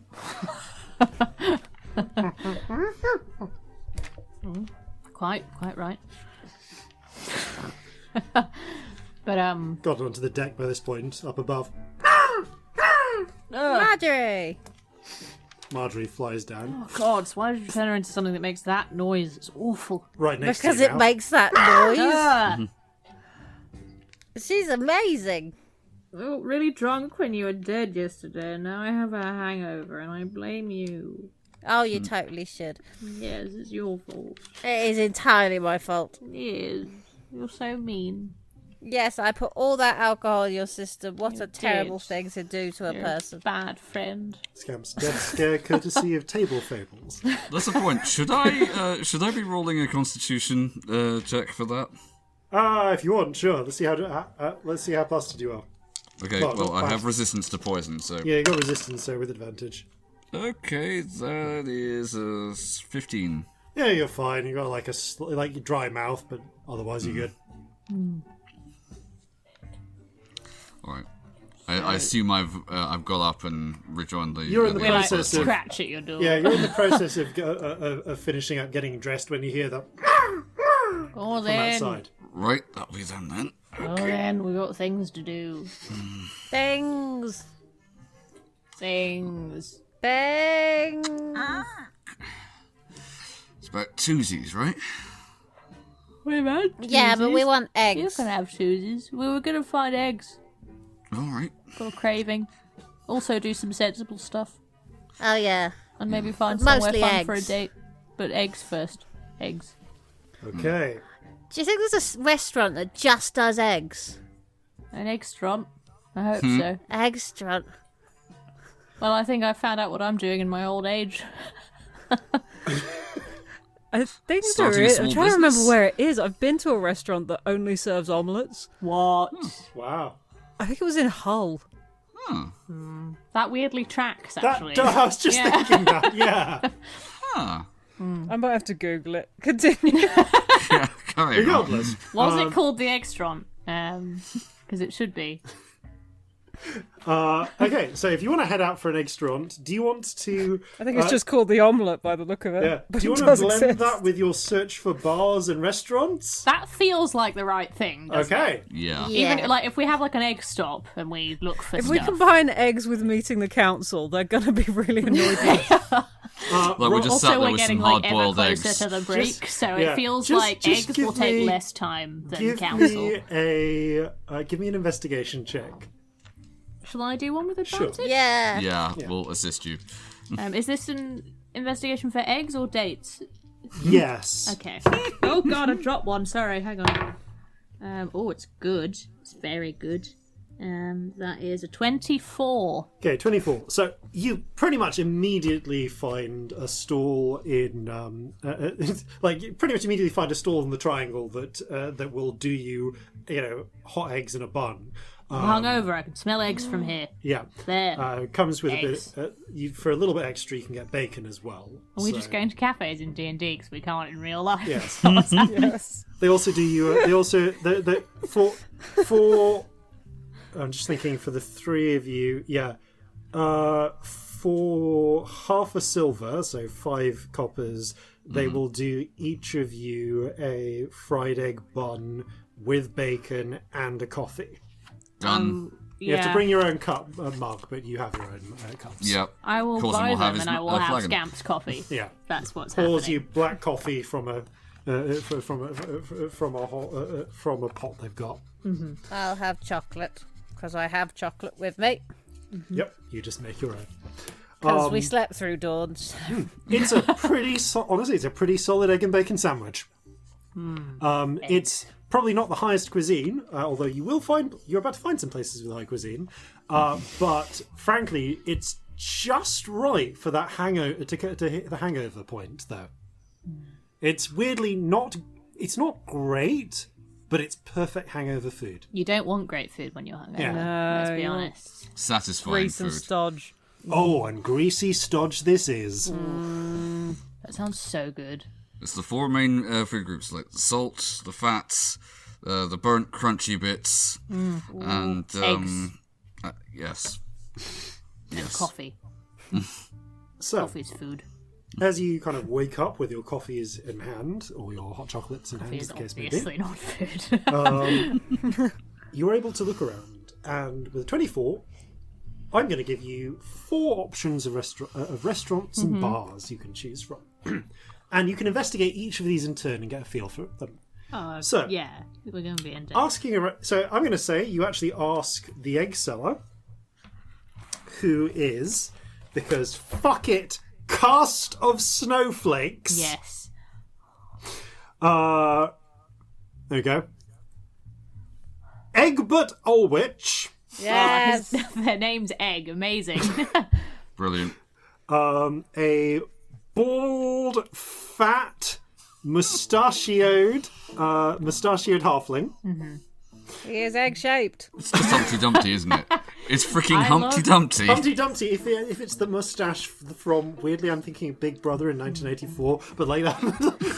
You can't Oh, see yeah. this, but just so that you can get the full image, Jason is literally like talking out loud, describing this character, and writing the notes down as he speaks. So, Yeah. yeah.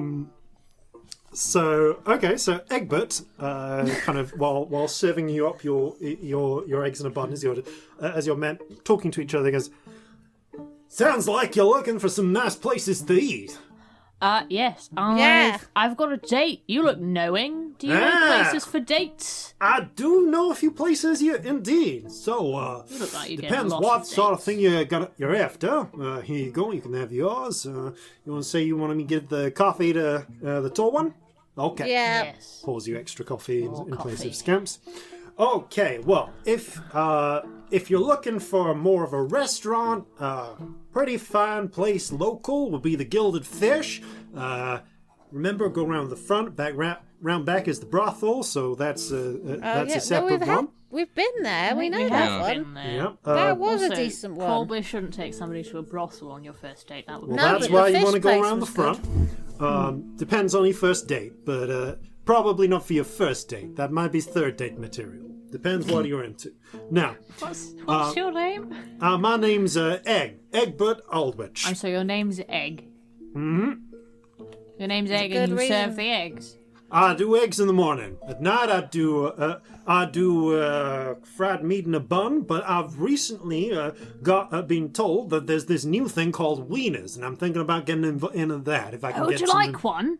Oh, you got some of them, huh? Yes. I just heard it on the grapevine. Celestia Stardust, nice to meet you. Lovely to meet you. This Egg. one is a Celestia Sizzle. Ooh. There you go. Dips it in a vat of oil of hot oil. Just rolls it around a bit.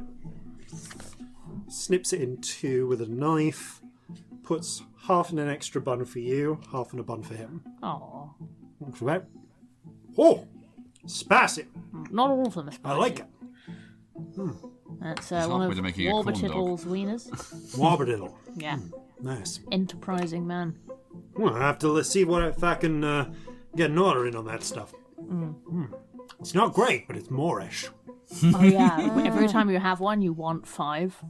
Ah, these things are going to sell like hotcakes, which is good, because I'm not in the hotcake business anymore. Ah, fair enough. Now, So, Nah, Egg it's who all serves the fried egg. eggs. fried eggs and cooked meats for me. Yes. This is Moorish. So, like Mr. the, Egg who serves the eggs. like Where the else pepper. can I go for a first date other than the so- Gilded Fish?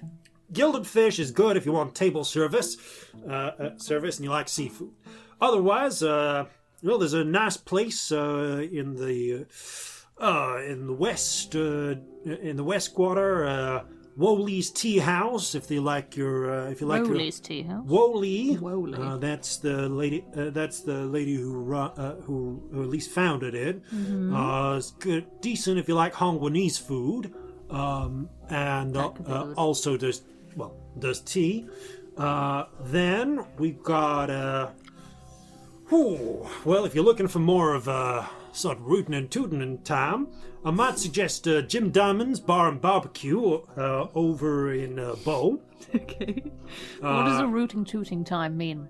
It's good if you want. Well, it's rootin', so a lot of dancing, and tootin', so a fair bit of music. Ooh. And finally, if you're after something a little bit more subdued, a little bit more intimate, there's the Blue Parrot, Blue Parrot. which is up on just behind Wald Street near the bank. Okay. It's What an is it? underground bar run by dwarves. Okay. It's a more subdued atmosphere, but the drinks are fantastic. Try and get a Skull Crusher if you can. Skull Crusher. Okay. Is it fancy? Certainly got a kick to it. Okay. Well, the But- bar or the drink? More the drink. Okay. Very, very smooth alcohol. Ooh. Okay. You're giving us some good options. Here's your egg in a bun as well. Ooh, thank you. Excellent. What do you both think? I think the only way to know is to go and eat in all of these places. I You just wanna personally pop agree. and have a small snack and a drink in each of them. Yes. Okay. Yep. Where do you It's wanna the Not the only time, way man. we'll be able to tell.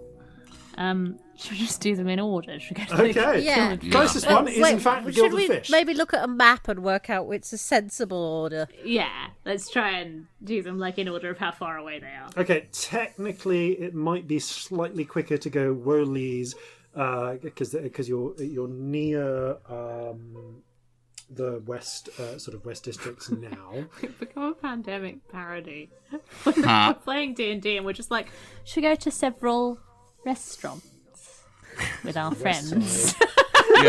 Next we're going to go bowling, and then we're going to... And then we're going to Can we go bowling? When was bowling must be a thing? Oh, they'd have had 10-pin bowling by now, surely. She takes her you're hand literally bowling. you're in the triangle right now, so you'll be going to the Upper West Side for Wolee's Tea House. Then you'll be going to, I think it's in Little Feroz rather than So What, is the Gilded Lily. The Gilded Fish. The Gilded Fish backs onto the Gilded Lily. It's a combination high-class restaurant and brothel. Then you want to go. It was Bow for Jim Diamonds. So probably if you're doing a circle, you want to head to Portland towards Wall Street, and I think it's technically in Portland. Is the Blue Parrot. And then you want to head back towards Bow Central in a kind of a longer journey to get to Jim Diamond's Bar and Barbecue. I personally very much agree with you, and we should have food and shit in all of them and do a thorough inspection. Yep. Thank you. You're very good friends. I'll buy you food, I promise. I've got no money. I'll have to buy you food. There's no other option. I have some, but this, if we've got the time, definitely seems like the sensible option here. Okay. How is this? I like to think we're taking this I will extremely remind you, seriously. Corzin is a halfling. Food is a serious business, isn't it? So the first thing you do is you head down through the West Stacks through the Upper Stacks, through the somewhat tight housing of the sort of more goblin quarter of the city, and make your way towards Wolee's Tea House. The exterior is, for the most part, resembles the kind of, what's the word I want to use here? Very much resembles that particular the colonial, general sort of colonial building style, with definitely an emphasis on with definitely an emphasis on packing numbers of people in.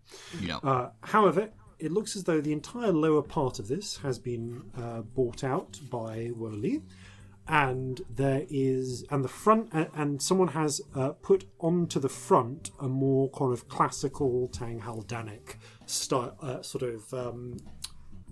archway over the front. There's like little carved wooden dragons along the edges, and the sign is mostly there's a painted teacup with I'm just checking what this would be, with a crane kind of standing behind it, like the bird, and it's done in black and green. There's also writing down the side in modern day Tang Haldanic, which none of you read, but which you presumably reads Wolee's Tea House.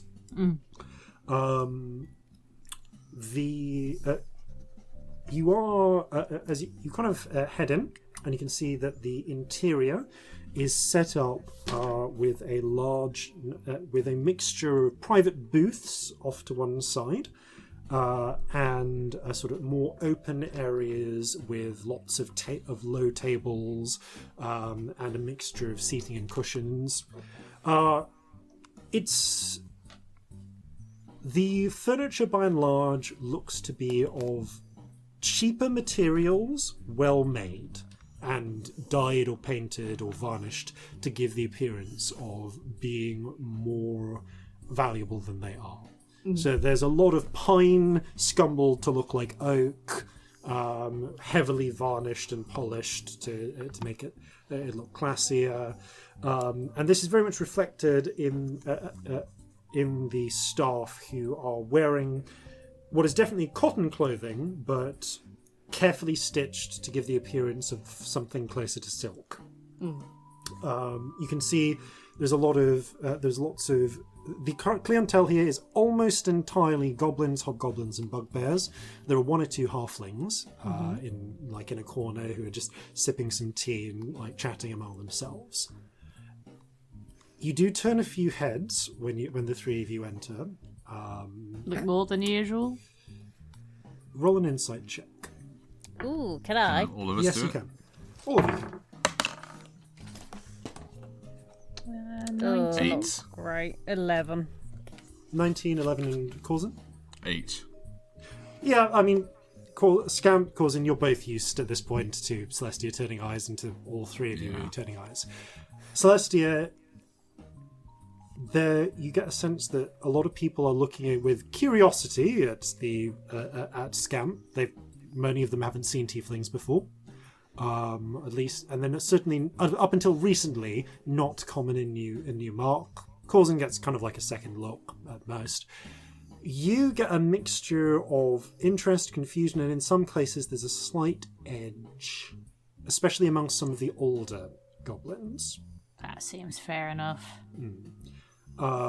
It may be that the rainbow-coloured hair is kind of working in your favour here a bit, because some of the younger goblins don't quite seem to know what to make of you. However, very soon, a goblin woman, middle-aged, dusk orange skin, yellow eyes, with black hair kind of pinned up behind her head. You notice, actually, Corzin and Celestia, you both notice her hands have scars from like scars that are reminiscent with lots of small burns in the fashion that you get from using an oven a lot. And not quite Cafe always. scars, She basically has cafe scars. But she is again wearing a well-made cotton dress, which is kind of more like a robe. Like it matches, like you're not. It actually looks a little reminiscent of the robes that some of the figures in the ice sculptures of the Haldanic city and like the little playing pieces were wearing.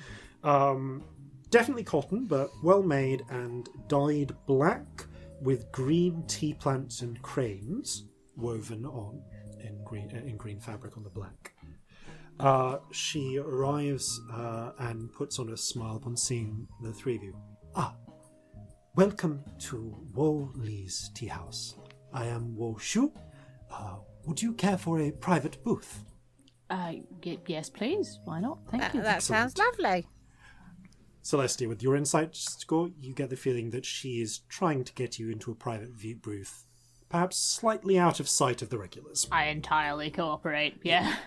However, you are taken to a very comfortable little booth. It's got cloth cushioning on it that's been dyed quite nice colours. There's a predominance of red. Red and actually no, sorry, I'm going against this. Sorry, it's a predominance of green and dark wood is a repeating theme. Pretty. Throughout this, so actually they go for green instead of red for this one, and very soon they take some orders. She comes and takes some orders from you, and and actually I think she'll just say, "What do you have any particular requests, or would you care for the house tea, and perhaps some small snacks?" That sounds lovely. Thank you. Yeah. Unless anyone else wants anything different. No, that sounds good to me. Good to get a sample of... Have you got anything with eggs? Yes. Would you care for... what sort of eggs would you like? No idea. Just in the mood for eggs today. Of course. She leaves and very quickly returns with a lovely little... So basically there's a lovely pottery tea warmer. So it's just like a little stand that's been made of glazed red pottery with actually I think it would be largely a mixture of lions and something that kind of resembles deer sculpted on the outside of them. And inside there is a candle upon which is placed a large pot of tea. Hot water refills are as ever free, with a certain amount of tea leaves in the middle already. it's a pleasant black tea, and although and it does come with a small pot of honey. Soon enough, as you kind of sit and drink, it's quite a relaxing atmosphere, and soon enough you are greeted with it's basically dim sum. It's platters of like small pastry type things, meats, small bao, and the like. There's also a lovely sort of like a pot on top of another little candle warmer, which is full of sauce and has meat sticks. And just sort of dip them in. That sounds really good. Yeah, it's actually really lovely. So, gang. Well, this seems like a nice place. It's really nice, but I see a couple of flaws in terms of taking somebody for a date here. The first and least important one is that, I mean, she's Haldanic. This might be a bit boring. True. It'll either be a nice reminder of home, or it'll be something that inauthentic she's seen too way. many times. Yeah. I think it's probably pretty authentic. I still think it probably is, but it might be. It just might be. She wants something a bit different. It might be like an egg sandwich, you know. Yep. Oh, I love an egg sandwich. You should get egg sandwiches. You get Scamp a small bowl with what appears to be an egg just crusted over. It almost looks like a barnacle. Oh, what is this? I'm gonna eat it immediately. 100-year egg. Is it 100 years old? Past its best, then, surely. Where she smiles and says, gives you a nod and says that if you need anything to get to it, and then leaves without commenting. As you crack through the sort of crusted exterior, you do find a weirdly purple-green egg inside. Oh, I'm gonna eat this immediately. You sure it doesn't have shadows in it? It's got like little branching patterns of silver on it, the exterior. Is this some sort? Is this a dragon egg or something exotic that maybe I shouldn't be eating? It looks I don't like a think shadow so. egg, the inside of it. I don't think it is. I think What animal is this from? Do you think? Corzin is going to inspect it and try and make a. I don't want to ask roll a it. nature Be check. rude. Okay. Come on, Ranger. Oh, god damn it. That's an 8. It's about the right size to be a duck egg, but you're not sure. Is there anything I know? Sure, roll a nature check as well. Could be a duck. 4. You take Corzin's word on it. Yeah, could be a duck. Yeah, it's probably a duck. I mean, a bit odd looking, but that's about weird as close duck. as I could guess. I forgot how much bad experience we've had with eggs, really. In my massive frenzy for eggs that I seem to have somehow developed today. I'm going to eat this immediately. I was going to say, yeah, be careful on that. Sometimes Nope. they... You just well, go on your straight own into head it. be it, but, you know, it can bind you up a little bit, is all I'm saying. Oh, it will. This is astonishingly pickled. But so It sounds good. hold up. Let me find exact because it's been. I've never personally had one of these, although people have like lauded them a great deal. Yeah. I think I might but have done once. the century, yeah. So the century egg, it's actually like almost black in the center and liquidy. Yeah. Yep. But it's They look fascinating. I've They Oh, look yeah. really seen interesting. pictures I have of no these idea things. what one is like. no, but it is quite unexpectedly ashy. A little bit, which is weird. Quite salty. Very creamy, bizarrely enough. Ooh. And sort of like weird, sort of translucent and clean, and gel. It's like sort of translucent, salty exterior and creamy, dark greenish grey interior. It's intense, but I love it. yeah, surprisingly, surprisingly good. It tastes a bit like farts in a good way, and I don't know what I mean by that. Well, you the enjoy sort- that. You know when you eat too many eggs, Yeah. and it smells like volcanoes, No. or I don't know chemicals. I haven't read books much. Sulfur. That's the bunny. You have Like smelled that, sulfur very because you strong. worked for a Primary gunsmith for a ingredient while. in gunpowder. Yes, it's gunpowdery. Actually, with the ash, that's a good comparison. Yes, it's lovely though. We should get some more of these to go. I just realised I've got to be eating eggs all day and then sharing a room with you. I'm very sorry. Oh, I hate you. Why are you like... We have a fucking council meeting later. It's going to be a nightmare. Small room, lots of people. You on fucking 12 eggs later. Just don't like no. them. Anyway, the other reason I shouldn't have a date here is because I don't think people like me that much, which is entirely fair. Oh no, it's entirely fair. Don't know if you've noticed, but there have been some looks and not in a, oh, you have rainbow hair kind of way. It's really nice in here though. It is really nice, but Ultimately, it's down to whether, you and whether or not you feel comfortable. You do want to be somewhere you feel comfortable. I Yeah, don't feel like really. other people are comfortable, which makes me uncomfortable, which Yeah, makes me you not don't want to bring want to- someone here for a date. You don't want to be making other people uncomfortable. It feels like somebody else's space in a way that's completely fair, and I don't think it's mine to bring somebody for a date to. Do they do food to go? I don't know. You'll have to ask this poor woman who's serving us. Because what you could do is you could go out other places as well. But then this is really good. You could get like a picnic Oh, and go That's to not a bad idea. like a somewhere nice. You can sit like a park or something. Yeah, there was a park we passed the other day when we were We rushing went to around. a park, didn't we? Yeah. You look That is over. There's like a younger goblin with her family.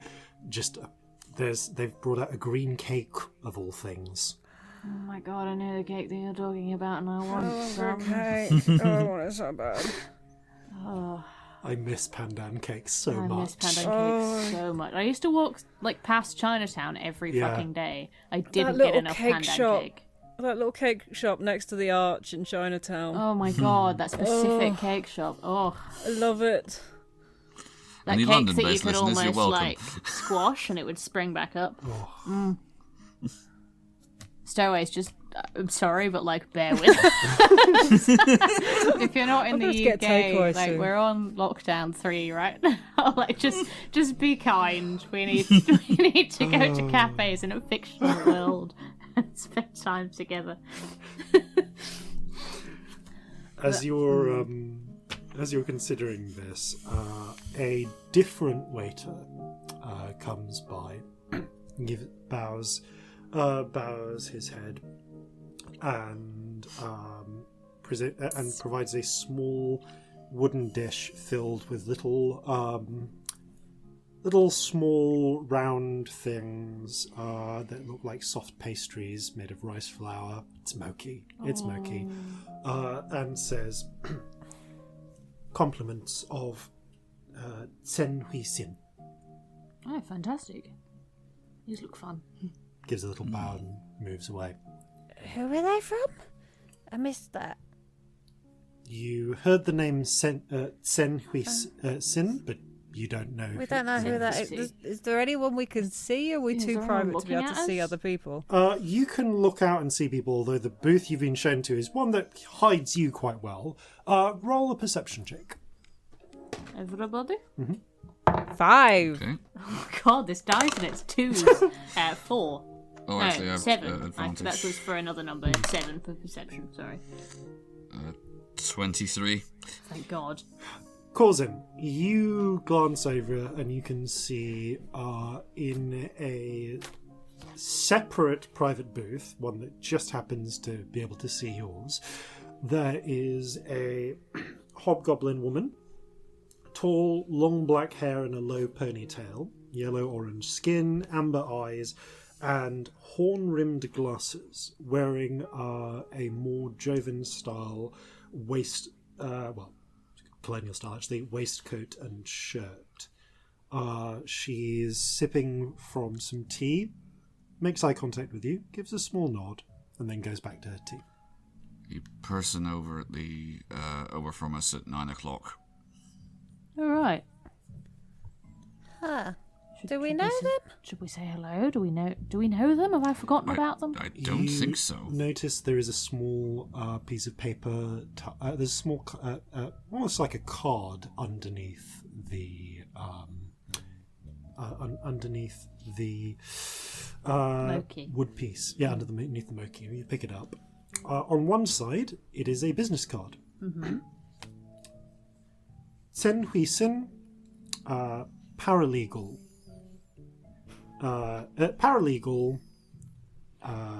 And then below it the name of the firm, S. Snide and Sneer would be the name of the partners.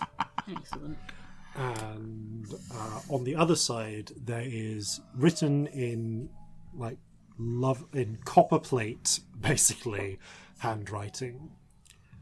I would appreciate an audience at a time of your convenience.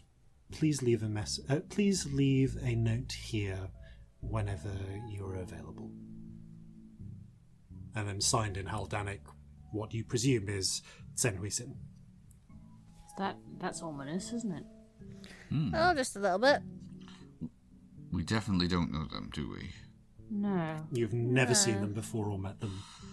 Well, possibly. I mean, we are rather well known around here now. Maybe it's nothing more than that. She might have figured out that it was us who, I messaged this bit, robbed the bank and want to be our lawyer. If that is the case, then how? Magical signatures? I suppose. That's what all the bounty hunters were looking for. Well, what do you want to do? Dunno. Nothing right now. Not quite the right time, is it? No. She is making no further effort to contact you. This appears to be Okay. all that she wanted to do. Well, I mean, do you want to reply to this message?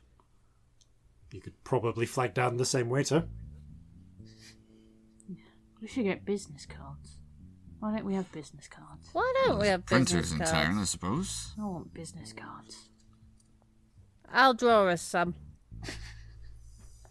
Draw us a business card to send back to her with the waiter right now. Okay. I'll draw a picture of Jeffrey. You'd have to get Scout's two good at sets made drawing. depending on the. No! I didn't think so. Yeah, it's a not especially skilled teenager drawing of a monkey. I think... Oh, should we write a message on the back? What do we say? Yeah. Will do, thanks. I think that's nicely non-committal. Yeah. Will do, thanks. Also, if you're serious about the business cards, we're going to have to get two sets drawn up, just depending on who we think the clients are, whether or not it's pirates they want or freelance tax collectors. Or music. Maybe I should get my own music ones. Yeah, that'd be a good idea. I mean, you know a printer. I want business cards. Next shopping episode. This might be a shopping episode. Whoops. It's time to head to Tabby Cobblecutter and get some business cards printed. Oh, we love Tabby. Visit her. Excellent. Okay. Slightly squashed up writing. With You, thanks, will do, Celestia, Corzin and Scamp. You've run out of space at the end, and it's like Scamp's like right in the corner. yeah. I kind of wave down the waiter who takes the note, gives you a polite nod, and carries it off. You see him hand it to the goblin woman, who collects it, reads it, turns it over, smiles, glances over, gives a polite nod. I read her mind. I'm the worst. More than 30 feet away. Ah, more than 30 feet. Cool. Yeah. Yeah. Basically, I don't read her mind. too far away for you to read her mind, but she gives you a polite smile and a nod, puts the little impromptu business card away in a pocket and carries on with her tea. Oh, that's interesting. Should we go then? You finish up next your place. tea. Scamp, they are perfectly willing to do you a doggy bag. It's actually like a small little paper box, but you were able to take some eggs to go. With the additional century eggs, you end up being set back 6 silver. So you head out and on to your next target, which is the Gilded Fish, for a little bit of mid-afternoon seafood. You are greeted, usually, like, you've interacted with the chef before, but it's rare that you're actually in the restaurant. So as you head to the exterior, you are greeted by the maitre d', Ferocian human man, probably in his mid-30s would be your best guess. Perfectly groomed, shaped beard, hazel eyes. Hello, and welcome to these Gilded Fish. Hello. Seafood is our specialty and our passion. Excellent. Would you like? You can see that the interior of the restaurant, which you again don't really go into, is kitted out in very much a classical. Well, it's not quite a classical Jovan restaurant because the interior decor is very Ferocian inspired. So there is lots of there are tiles with kind of like repeating black and red geometric pattern. Actually, no, sorry, this would be blue and white geometric patterns. We're going for a nautical theme, and the general color palette is kind of blues and white, blue, white, cream, and green. There is actually very little direct imagery, but rather a lot of patterns that imply like fish and waves and so on. Just as an artifact of the particular Ferocian art style that seems to be favoured. The tables are well-made polished wood with more kind of traditional seats as opposed to more sort of bench and sort of kneeling cushion type situation you had over in the tea house. And there is some lovely steel cutlery that's shined up to look like silverware. You can get everything from a seafood spread to something approaching a Wendish fish and chips, if you so wish here. Corzin will sample that. And if you really want, they will do you a prawn. They will do you a shrimp-based omelette. I feel bad asking for eggs in here. Like, it's not on their menu. That just feels rude at that You are point. really weird asking for eggs. Yeah. Do they have any mushy peas? They are willing to get some peas and mince them up a little, maybe sprinkle some mint Oh, if into it's them. not on the menu, don't worry about it. Well, I mean, they have peas. It's just like, how do you want them? They'll mash them up. They'll mash them up a little and add some mint if you want. Oh, it's not the same as different type of peas. Well, I mean, you probably can get marifat peas here as well. Like, they're not all garden peas, but also mushy peas in that sense technically won't exist until tinning does, and that's not been invented yet. So the nearest thing would be like a slightly mashed peas, which they can do. I feel like we definitely eat something battered and disgusting. You get battered lemon juice sprinkled. Would it be cod here? Probably still. I think so. Yeah, still cod because it connects to the choleric sea. No, sanguine sea. Sanguine ocean would be. Yeah. I mean, don't get me wrong, I bloody love fish and chips, but Saran lived in a palace. There is, you just get this for yourself. There are more elaborate spreads. There's like a whole, you see someone having a whole shellfish platter.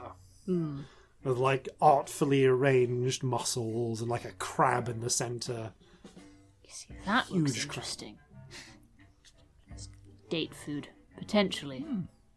You're mostly going for lighter dishes because you're going to 4 different places this lunch. Yeah. I feel like me and Corzin are probably going for light editions. I don't think Scamp has this sort of foresight. Like I just. You and Corzin are sharing a fish and chips between you. Scamp has got their own. Nom nom nom nom. You're gonna pop by the end of the day. That's the plan. Excellent. Well, I'm not clearing it up. Wonder if they'd do me one of those seafood platters to go. Not for right now, but it's a thought. As you wonder this, the maitre d', who introduces himself as Mukesh, is just behind you. Just like, hello. Hello. Did I hear, you appeared. How is your meal? Lovely, thank you. Oh, it's good. Did I overhear something about wanting something to go? Yes, not for right now, but theoretically that fancy, pretty like seafood platter that looks a bit like a flower. Ah, yes. Should we do one of those to go, maybe? We Sorry, I could just bashed arrange the one to microphone. have. That's right. We could arrange one to have it delivered. Yes. Anything for friends of the owners. What? He gives Remember you a who nod. works upstairs. He gives you a knowing smile and a nod. Thank you, that's... And downstairs, come to think of it. Yes. There's like a slightly distant look from Mukesh for a moment before he just suppresses that knowledge and continues smiling. Don't worry, we're just here for fish today, it's okay. Of course. These are the wines I would recommend to pair with the fish. Oh, fantastic. A Wine lovely is good. little light white wine to go with it. That's really nice. And for you young, I suppose, trying to this. My instinct used to go master, but there's not really a gender-neutral term for like so many forms of address. That's true. I guess like how would Scamp feel about young master? Is that like, or would you prefer something different? Because like I have no idea. They slightly all sound saddled with funny. English.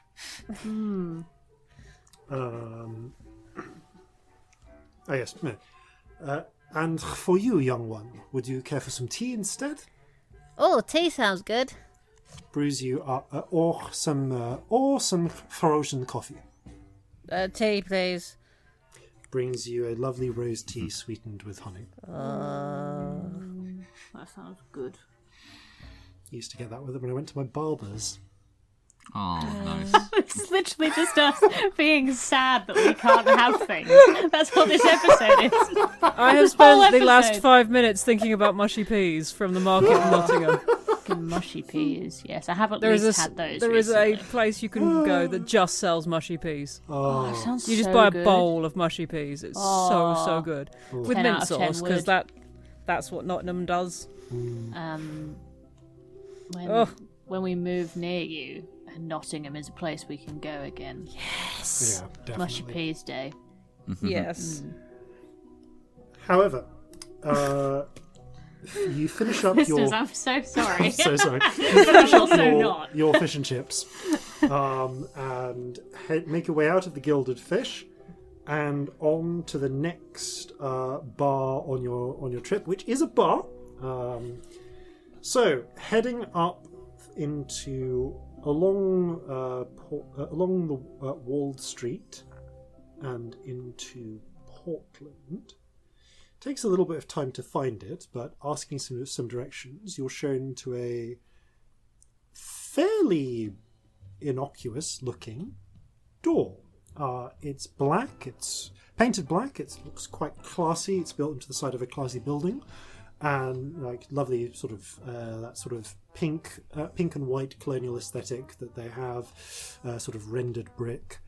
And on this black door, in blue, is the image of a parrot with one eye patch and one wooden leg. Wait, what? I'm not sure I want to go in. We definitely have to I now. have to. So this is the blue parrot, yeah? This is the blue parrot. You give a knock, and Weird if it's not. yeah, and Yeah, this is Jim Diamond. Psych. a little passageway about halfway down the a little slot halfway down the door slides open. You see someone look in and go, Hello. "Party 3." Yes. Yeah. All right. Well, alright, we're not full yet. Slides the thing shut. Door opens. And you go down some what appear to be velvet carpeted, or seemingly velvet carpeted steps into an underground bar. This whole place is lit by blue-tinted dwarf crystals affixed to the ceiling.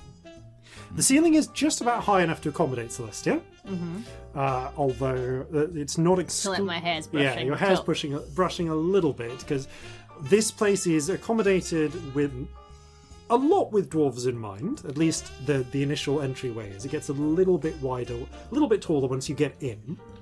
And certainly the bars are, as it were, the bar is down at convenient dwarf height. And and you do see a lot of a fair few dwarves taking an early, maybe a late lunch or an early break from work, who are either at the bar or at the numerous tables or the booths. It's kind of like a standing or leaning type place for a lot of drinks, and there is a lot in the way of fine of like kind of drapery around the sides. There are the actual light fittings are of very, very nice brass with elaborate finishings on them. And the whole place has quite a dwarven aesthetic, actually. I always forget what they're called. The bit, and I'm an architect's son as well. The bits, you know, when you get a wall and halfway up, there's like a bar that runs along it with like a repeating pattern. Oh, yeah. Yeah, those things. I've completely forgotten what they're called. But there's one of those that runs along all of the walls with the repeating sort of classical dwarven knot sign. Mm-hmm. Okay. And variations therein. But the heart, you can see that there is apparently a kitchen, and occasionally small silver plates are brought out with like very small food, like tiny versions of normal food. Made on it as like nibbles for the various drinkers. So it's like dwarven tapas. It's basically dwarven tapas. Ooh. But the main... by the way, you spend another 3 silver at the previous place for your fish and chips. But the main draw is the bar. You can see that the bar has shelves of different alcohols, many different alcohols, all in lovingly blown, coloured and interestingly shaped bottles.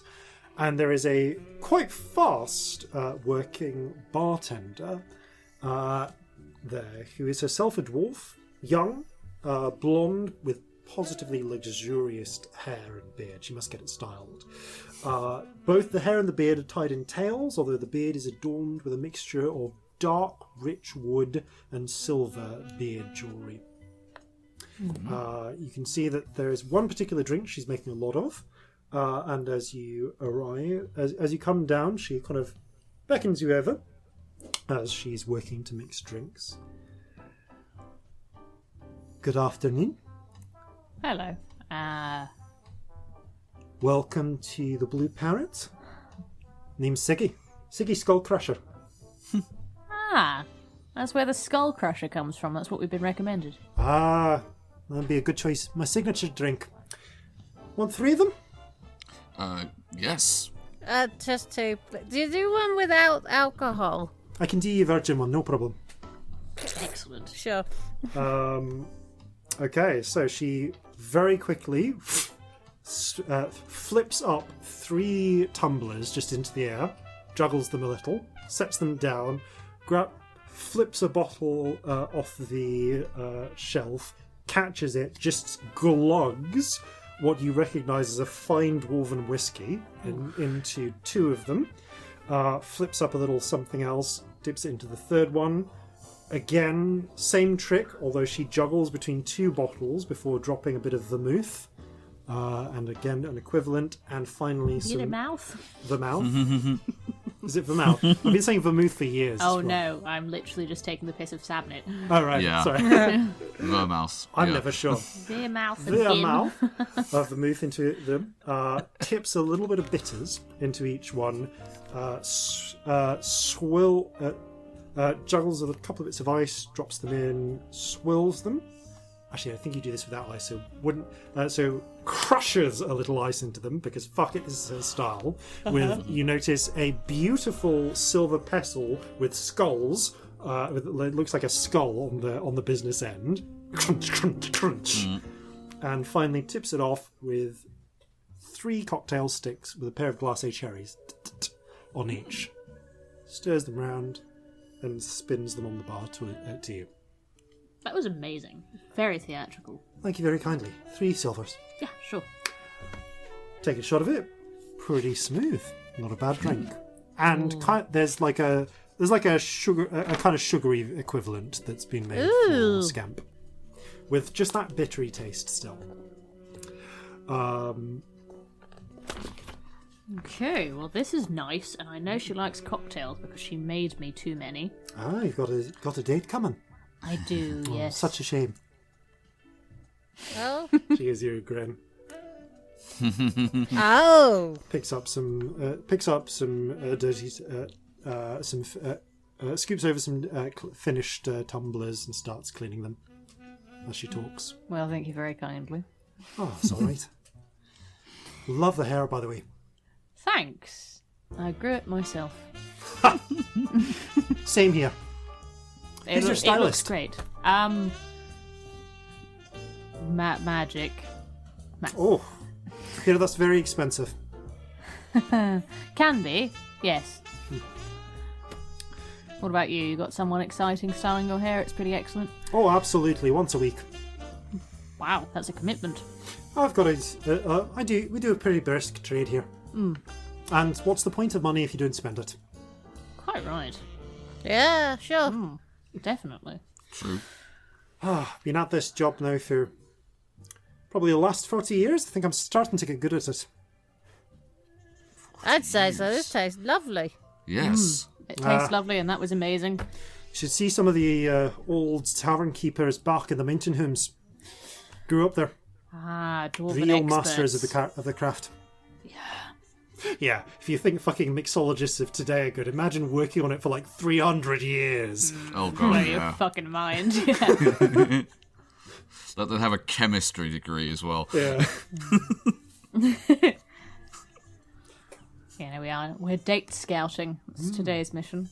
Well, we've got some nice cosy places off on this side. There's if you're looking for a bit more of the general atmosphere, gestures to the main areas. Hang around the bar if it goes poorly. It's where the singles usually come. Oh, well, good to know there's backup if it goes badly. She grins.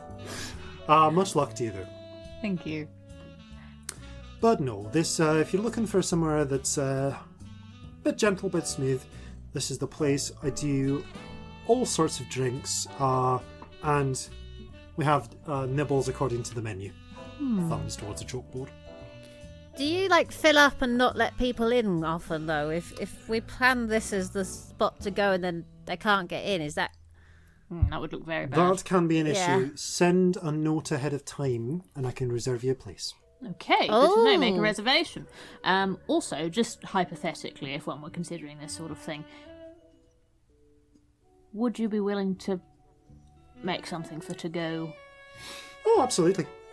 I can't bottle the atmosphere, but I can bottle the drinks. Good to know. Not selling it, but thinking about it. Thank you. You've been very helpful. The atmosphere's pretty good in here. Like if you had your picnic and then came here after, that would be good. That That's would a good be, point. It would be a good end of the night location, I feel. We usually get a musician or two in towards the end of the night as well. Nothing too. We don't tend to go for really high beat, fast beats, paced stuff, but something that complements the atmosphere is usually what you'll find. Dancey? Well, not so Sometimes a much. little slow dancey, not really a dancing place. Fair enough.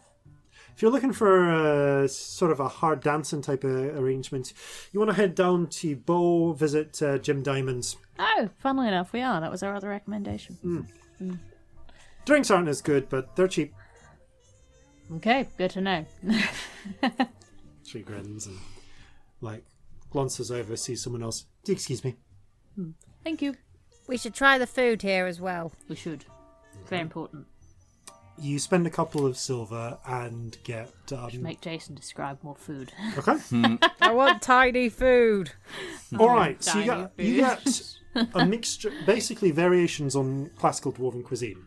So there's a certain amount of stuffed mushroom, which is... but it is quite strongly spiced, and usually with what's almost basically like very strongly spiced and flavoured sausage meat, like in small doses into it, just to really flavour up the mushrooms in general.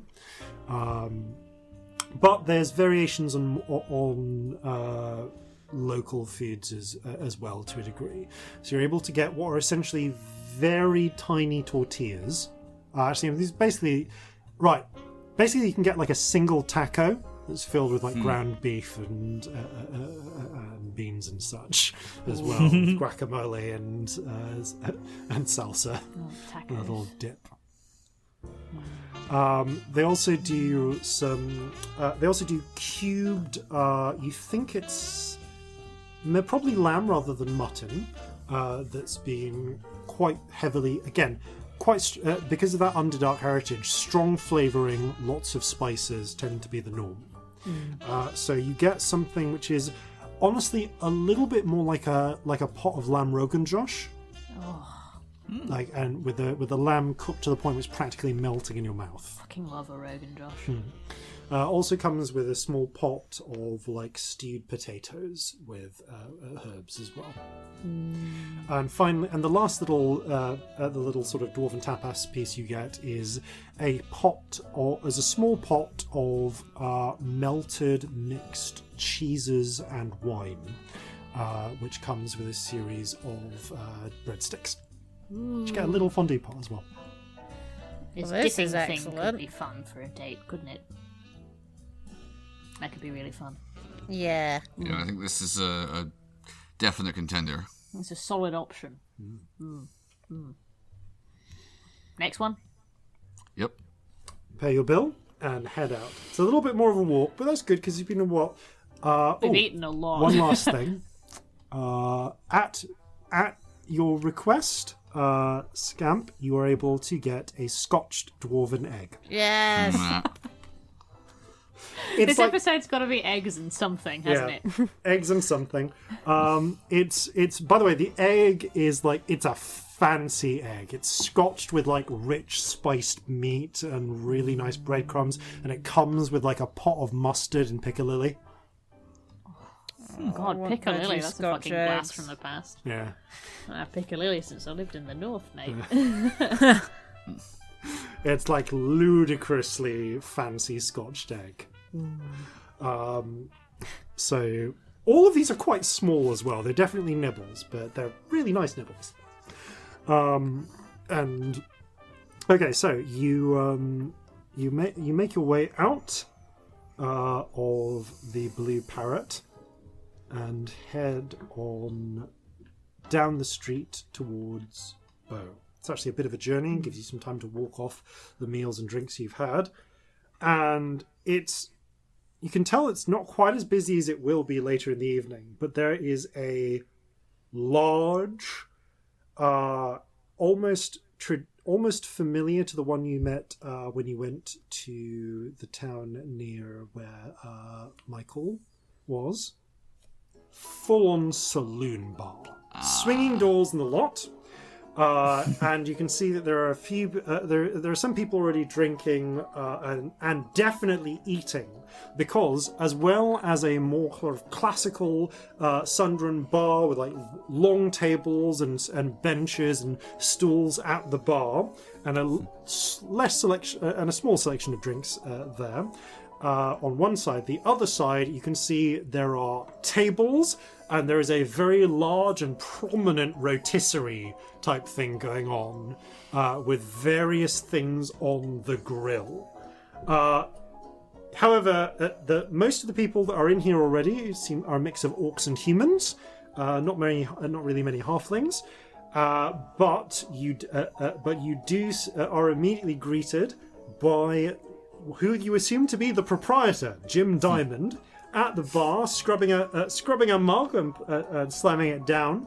A huge, burly-armed, barrel-chested human man, bright coppery hair, big bushy beard, black and red checkered shirt, and just fills a frothing mug of the beer in the mug that he's just cleaned. Well, howdy! God, hello. Howdy doody! Looks like we got riding up and reading my newspapers. Looks like we got the heroes of the hound, folks. The few people go, hey! Oh God, I can't come on a date here, can I? A message to the other two. Possibly not. No, really bad. Oh, Hello. come on! Right. This one pours you actually 2 more beers, including one for you, Scamp. Push them out. Yeah, let's call these ones on the house. What can I do you for? Thank you very much. Thank you. We were wondering, what's your like signature food thing? Oh, I'm glad you asked. This here is Jim Diamond's Bar and Barbecue. We do beer and we do barbecue. You can look over there. We can see we got a few different creatures on the grill at the moment, but we also do roasted corn and corn. We specialize in the meats, and of course, there's the special sauce as well. What's the special sauce? That's a secret. Well, we should definitely It's try a some closely of that. guarded mixture of herbs and spices. Oh, yeah, fucking KFC. I think we're at KFC. We're very much in KFC. What may one day become KFC.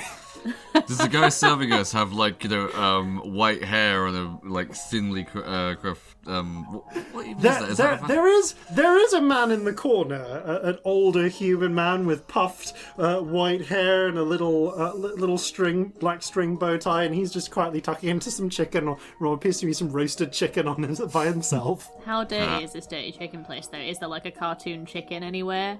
This is not yet the dirty chicken place. This is, I want you to think more American steakhouse. Right. Because there are also, as well as the people out eating chickens, you can see one beefy-looking orc tucking into a huge slab of T-bone steak. There's a pile of roast potatoes next to him, as well as some roasted, as well as some apparently roasted greens. As well, everything's roasted, grilled, or barbecued here. They don't do boiling. I imagine there's half a cow rotating somewhere. There is. You can actually see the half cow on the spit being rotated. Along with a series of other various creatures. There's a whole spit of chickens. They're just getting ready for the post-work rush. Fair enough. So, you looking for something big or something dainty? Something little. Okay. All right. Give him a capon with the slaw. I don't know what any of those words mean, and I'm into it. They bring you between the three of you, whole roast capon, so male chicken rather than type of bird. Yes. Yeah, a little bit bigger. A little bit bigger. Oh, I know. I just think Celestia is too posh to tastes understand. a little different. And it's a whole chicken. Just between, large chicken between the three of you, a pot of coleslaw, some cornbread, a small stack of cornbreads. I should make cornbread again. I was just thinking that. Cornbread was good. More guacamole in a little pot. Yes.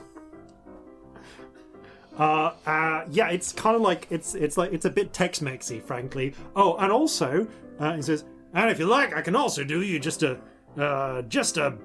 little bowl of wings as well. Excellent, why not? Thank you. You get some barbecue wings too. Well, I mean, this is excellent, but it doesn't feel very Saran, does it, in atmosphere? Also, like, if he's gonna go, oh, it's the Heroes of the Hound every time we come in, I can't have a date in that.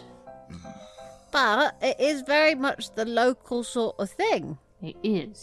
That's true. And Saran's not seen much of that. She hasn't. So, here's what I'm thinking currently, what I'm brewing in my date thoughts. Right. So, what I'm thinking about doing is getting a little takeaway thing from each place and nicking a load of cushions and shit from the Kraken's Bane and lighting everything up with prestidigitation so it looks all pretty and stuff, and being like, ooh, since you haven't been to the city, here's a bit from lots of places so you can get to know the place and feel at home and stuff, and if you want to later we can go and have some amazing cocktails in this underground bar I just happen to know because I'm cool. That's Oh, brilliant. wait, yeah. Does that sound That's like a good first absolutely date? brilliant. Yes. That sounds pretty good. If I find somewhere like nice looking that looks out over the river or Yes. something like that, and it doesn't rain, which would actually ruin everything, it could be quite a cute idea. Also, I can warm food up the with little that spell, house. so no cold food. The little house. If it rains, I'll make you a little shelter house thing. It'll last 8 hours. There's one slight problem. I think you have to stay in the house. Yeah, it won't be Can awkward you at get all. out? Would we have to be stuck in there for 8 Literally, hours? I think Scamp No, I'd can't have to leave the stay house. Oh. I love you, but you can't I shouldn't come on on my your date. You know what? Like, the tents 15-year-old I exist. hang out We with. could get a tent. We could get a cute little tent. I could go tent hunting. That could be fun. A fancy tent. Yeah. A marquee. Because, I mean, I've got my tent, but it's like, it's shit. You can't have a date in my tent. No. You have a bog standard canvas tent. It's like fucking bite marks and Yeah. like scorch marks. Like it's an old, sad, haggard looking tent. It really is. Are we Hasn't far seen a enough lot of along use the- either. Actually, no, It recently because seemed- it's seen some use because you went to the forest and everything. It's seen a lot of use actually seen over a the lot- campaign. We've got stuck in a Oh lot no, of I was woods just and thinking like shit. since you got the ship, but actually no, it has even recently seen a lot of use as well. Yeah, it has. Yeah. This is Well, it. the Are little we- hut's taken over recently a lot. Yeah, true. But Yeah. Are we far enough along that the public parks here might have things like gazebos or something? Yes, you are. In fact, I will say that there is a gazebo in Portland Park. Corzin will point that out. So, well, that's a place that's undercover at least. Yes. True, very true. Just don't get eaten by the gazebo. I was just going to say that. I didn't even think of that. So if we find a nice spot and book us a table at the bar for the end of the night for if we want to go there. And Yep, light sounds like a everything good up idea. and get cushions and make everything cute and warm food up with my food warming spell. Fantastic. Well, if we all go, if we all collecting it, we can all go to different places and bring it all together in one place at the right time. So you don't have to run around. It'll be warmer then, because some of it's not going to reheat well. Are you my wingmen? Oh Of yeah. course. That's really cute. We're good friends. I like it. Yes. Yes, please. I would love help. That would be good. Yes. Let's do that. And I'll get her a skull crusher and be like, we can have more of these later at the cool bar for cool people. Except I won't say that Excellent. because then she'll leave. But I'll find a better way to say it. Maybe tweak the phrasing of that just slightly. Yeah, just a little bit. Yeah. I like this. This is a good date. You are very good date scouts. Thank you for helping me. Anything we can do. Jim Diamond comes back. How's it hanging there? Good, thank you. Just a quick check-in. Theoretically, not right now, but in a day or two, or maybe later today, I don't know what I'm doing. At some point, would you do takeaway food? Absolutely, I can do you a bucket full of chicken. I can. We got all sorts of stuff. In fact, we've been thinking about Excellent. making that more of a regular thing. The colonel over there has been considered, well, retired colonel. Anyway, that's by and by. What I actually came over to ask you was, would the three of you care for some apple pie with whipped cream and sugar? Gods, yes. Yes. Yes. All right. Now, St. Fury's my witness. Let's get you some decent pie. Amazing. It is actually quite good, like, Osirian style apple pie, like crusty, like egg covered top as well, like just like egg washed. That's the egg you're going to get from this place, Scamp. Baked, like good, like chunks of like Bramley type apple in them, and with just like whipped sugary cream. You are absolutely stuffed. We've eaten a lot. 3 more silvers for the whole thing, by That's the way. fine, The yeah. food here is cheap. Like for the quantities you're getting. You asked for a small thing, and this is apparently Jim Diamond's idea of a small amount of food. You are absolutely stuffed, pogged, if you will. Aw. I think that's as good a place as any to pick up after these no doubt important messages.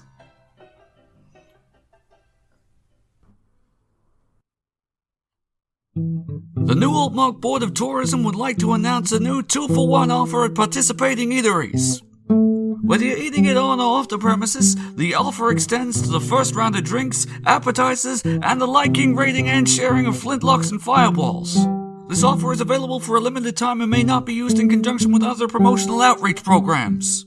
Apply now to avoid disappointment. And welcome back. It is, by this point, probably like 5 in the afternoon, like late afternoon. You got up late and you went to several lunches. So I'm going to say that probably took you like 3 hours. Perfect. Yeah, it's got to be We afternoon just by ate now. for 3 hours. You That just tracks. spent 3 hours like eating like halflings. You see why halflings have so many meals. This is a good day. This was excellent. I am See, it's round. important. Anyone else feel round? Oh, Yes. so round. And though you don't realise it yet, eventually very constipated from the number of eggs you've eaten. Oh, Only it's alright. Scamp I'm had probably that going to many eat a whole bunch of other stuff. So you're going to get some unpleasant reminders of elk if you're not careful. Oh, it's alright. I've got to... What's do the opposite thing? Fiber. Bran. Fruit. Lots and Vegetables. lots of fiber. Ugh. I'll figure something out. Just get you some elk and commit. No. Never shitting again. Oh, that elk. You spent so long eating elk. Reflavoured with month. prestidigitation, and that was about it. Yeah. Alright.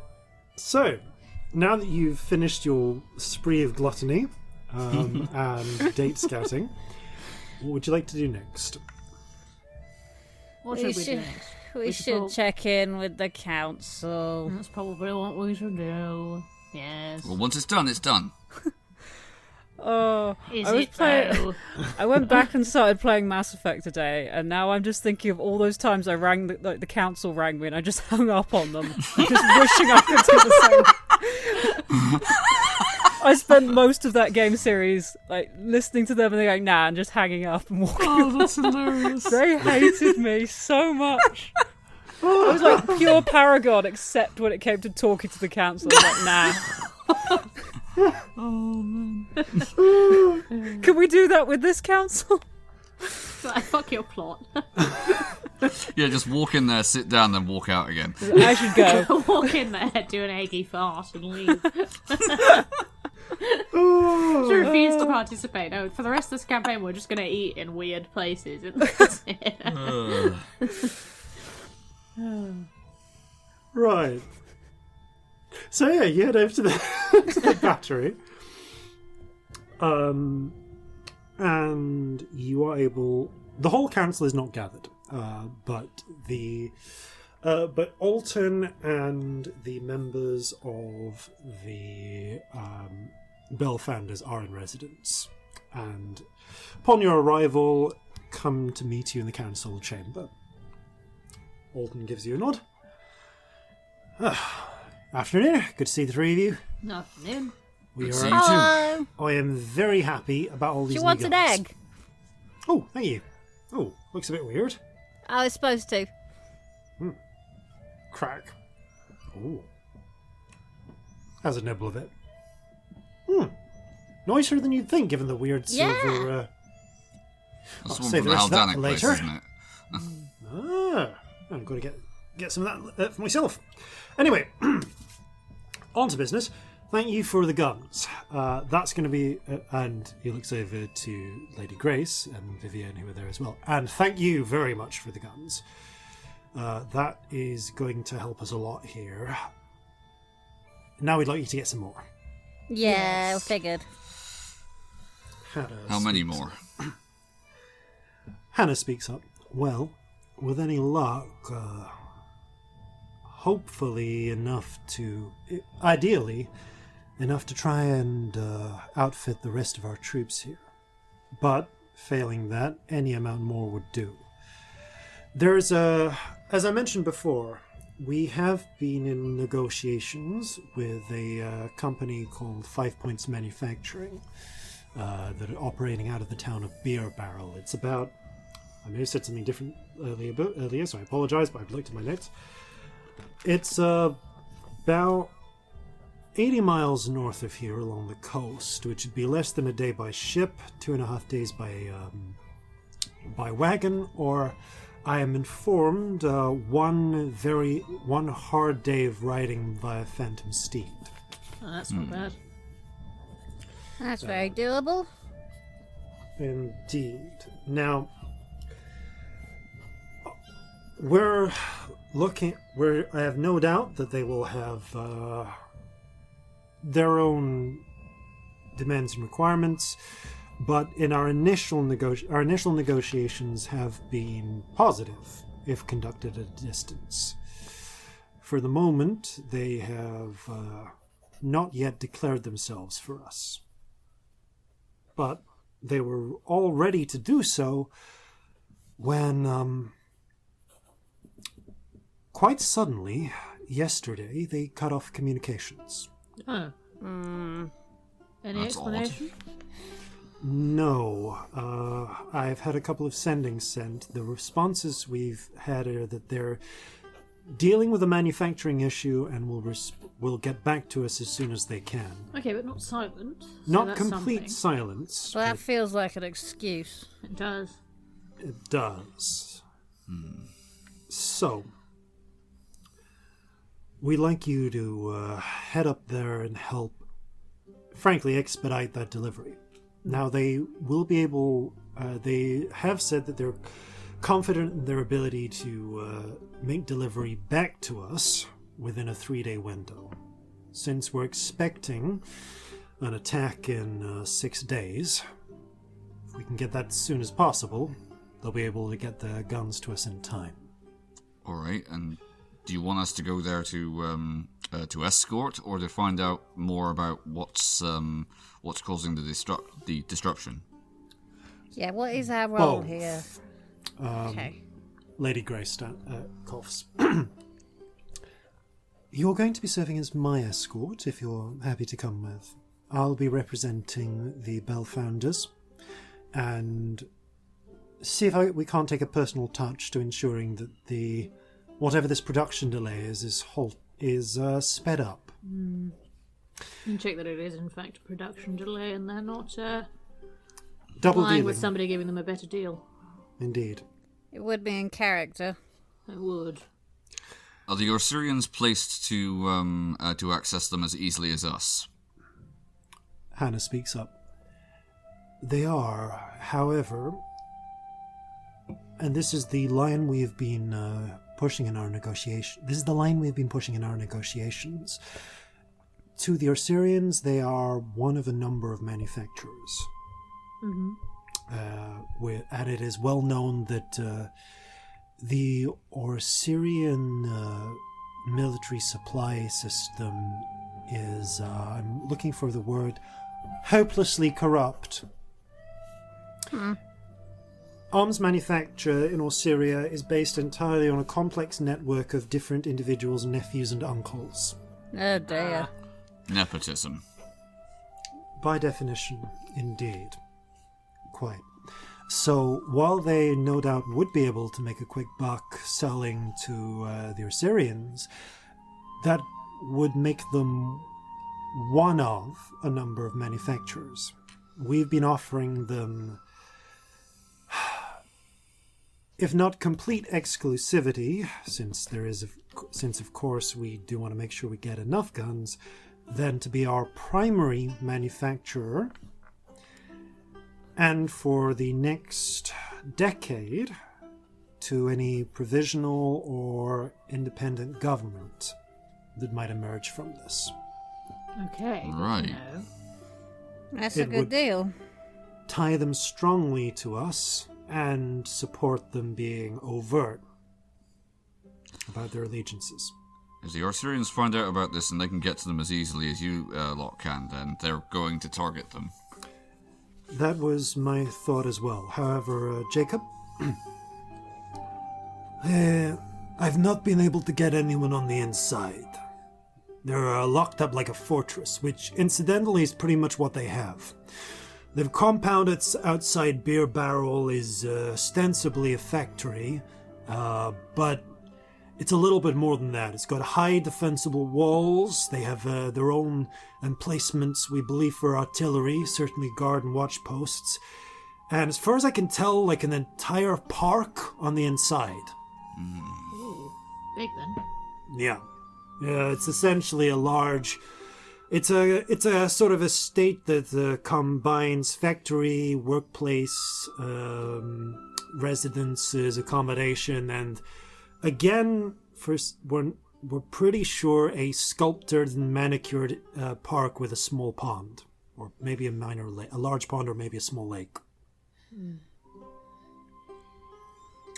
And Also, they import for some reason a lot of chocolate, Okay. mostly raw cacao, but yeah. Chocolate. Well, I suppose you got to have some reasons people don't want to leave. Well, the people don't not want to leave, do they? The people don't have a choice about leaving. Yeah, that's... Sorry, I'm possibly being a bit glib about this. What I mean is, like, they're in no illusion that they can't leave and they're de facto prisoners, but the level of comfort that they enjoy is going to be a factor in how upset they are about it, to a certain extent, at least. Yeah, One they have to imagine- not feel kidnapped. One imagines one gets less escape attempts if the interior is more comfortable than the exterior. Yeah. Yeah. Could we... The fact that they'd be attached to a legitimate government if we won... Could we use that to make it a bit less kidnapping? I certainly hope so. I am aware, and have discussed it with the other members of our little club over the months leading up to this, that there are sacrifices and we'll need to make and lines we'll need to cross, but I personally am not at home with what you speak of. And if we can use that as leverage to get them to curtail those practices, I would sleep a lot more soundly. We could sell it nicely. Yes. I hate because... this, but as much as I'd love to be like, stop kidnapping people, you fucks, that's not really going to fly. But what we could say is, with the support of the government, you wouldn't need to be quite so underhanded. We could come up with some, contracts for secrecy, but not lack of freedom. You could be legitimately supported in your research rather than having to do it all Yes, because at the moment they're... independently. I don't know. I don't know where I'm going with this, but does that make sense? Yeah. Yeah, they're kidnapping and strong-arming people at the moment, and that's not something I think anyone in whatever government you end up forming is going to want to condone. If we say we're for research and innovation, which I don't know, I feel like we probably are. It's great. Yeah, sounds if people good. are making new stuff. then maybe that would be helpful. It would help if we knew why they landed on this particular means of doing things rather than anything else, because obviously there's a reason why this is the best option for them. What is it? I don't know, it's a way to get some... I mean, it quite works. famous There's no engineers way together and not around tell it. anyone But what you're doing. It is my understanding that a lot of the scientific community, from what Viv and others tell me, can be quite cutthroat. There's a lot of cases of people not being suspicious of working with each other. There's certainly a large number of natural philosophers and wizards who have had their research stolen or suppressed by their superiors, published under their names. Yeah, we know about that. Yeah.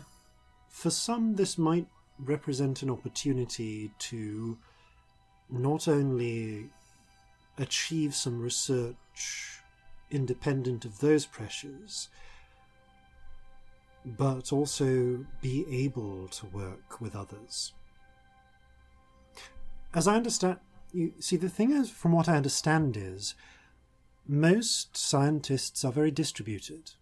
Even within universities, there are perhaps likely to be 5 at most philosophers, all working within the same field.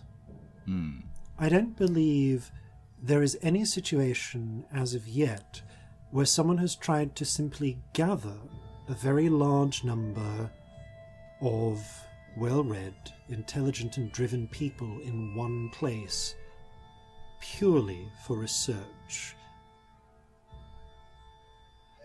There may be power in that.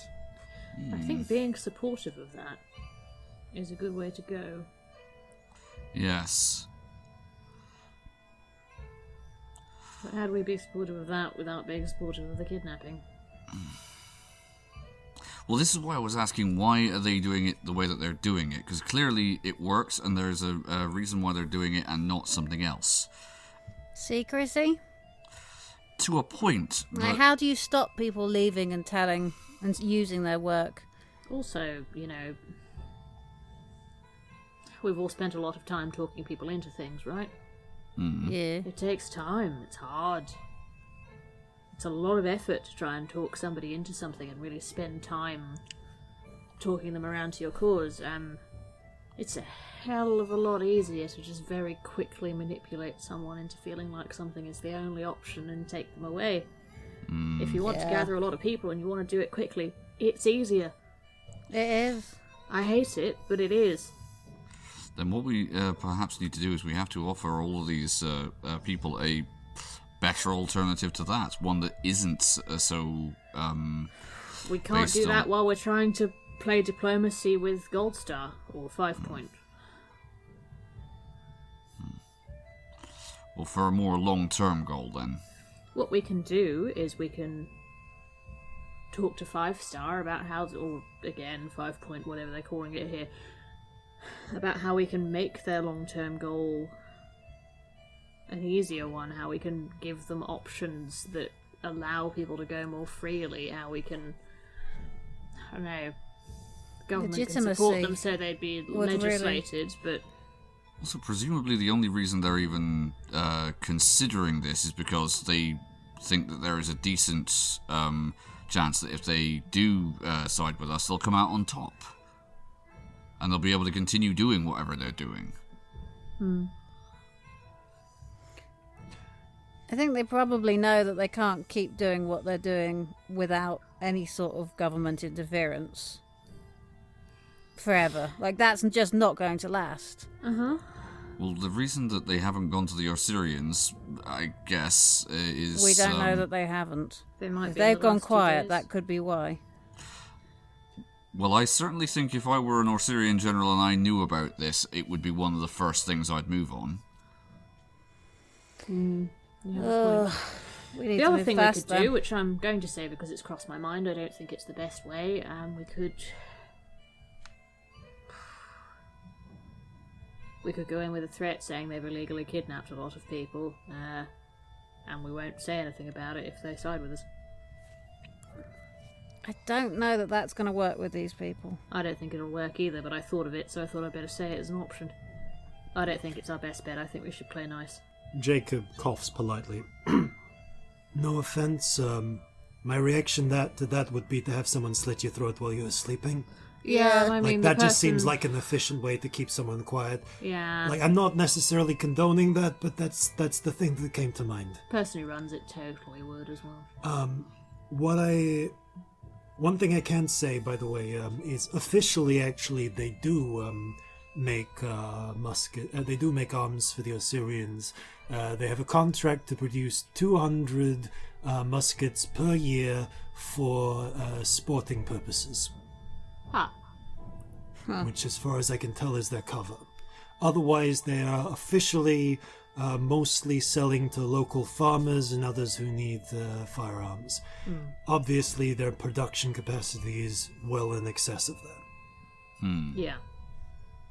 And they make the fancy ones that spin, so, you know.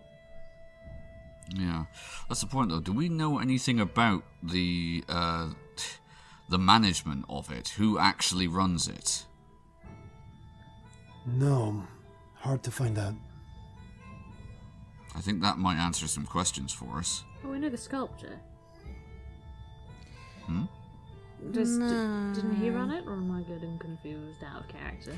You remember the sculptor He's was involved. involved in smuggling boxes Involved across in the shipping, country. but we don't know who runs it. Fair.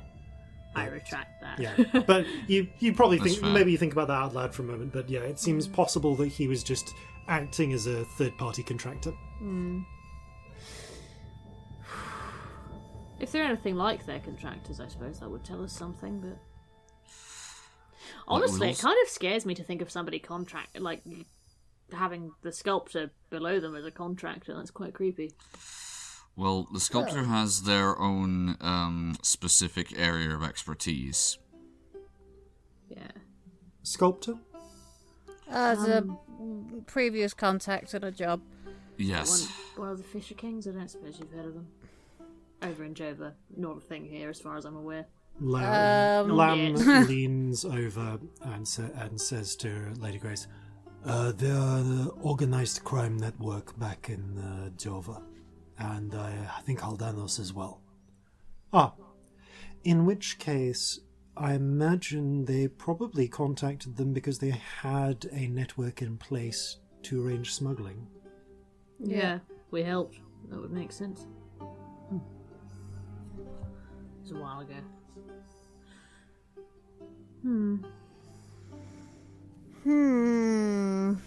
Regardless, perhaps then we might simply ask them, or arrive and make our own judgments. Yeah, I think getting there and getting an idea of what's going on is probably the best way forward. Yeah, this has to be a fact-finding mission as much as anything else, because there are too many things we still don't know about them. We do know it's sanctumed. There's that, which means we can't scry. I mean, you're not going to make that place scrabble, are you? Well, we've tried it in the past. We have tried. Yeah, we didn't see anything. Yes, of course. I believe Alton mentioned that you had a scrying mirror or something you could use. Yeah, I've got a focus. It's quite good.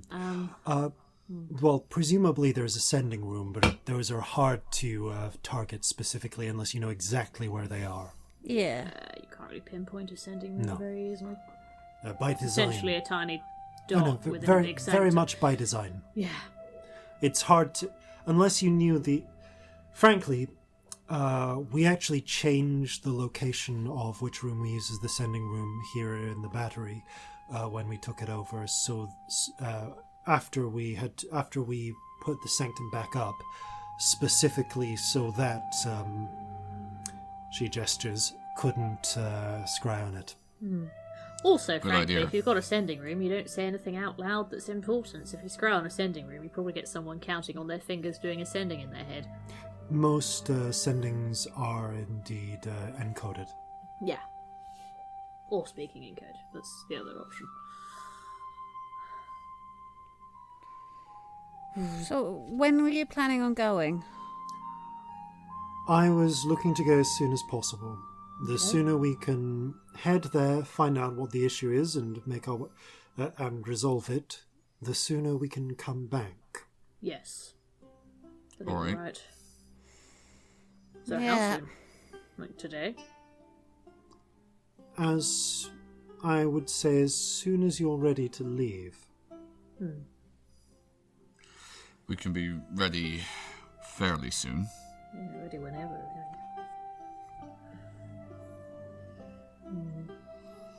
But the sooner we go, the more time we have in terms of getting there, resolving the issue, and getting back before we know the attack is imminent. If you have things you need to resolve, we could put it off until first light tomorrow. We'll have a little chat. Yeah, we'll let you know pretty soon. Like, the next half hour. Of course. Yeah. I believe we've sorted out most of our affairs here now. Alas, I will not be able to entertain you at the manor after all. Another time. I believe it is currently being used as billeting for troops. Let's hope they don't damage the tiling. She says with a wry half smile. Not that it matters. All right. Tiling you can fix. Of course.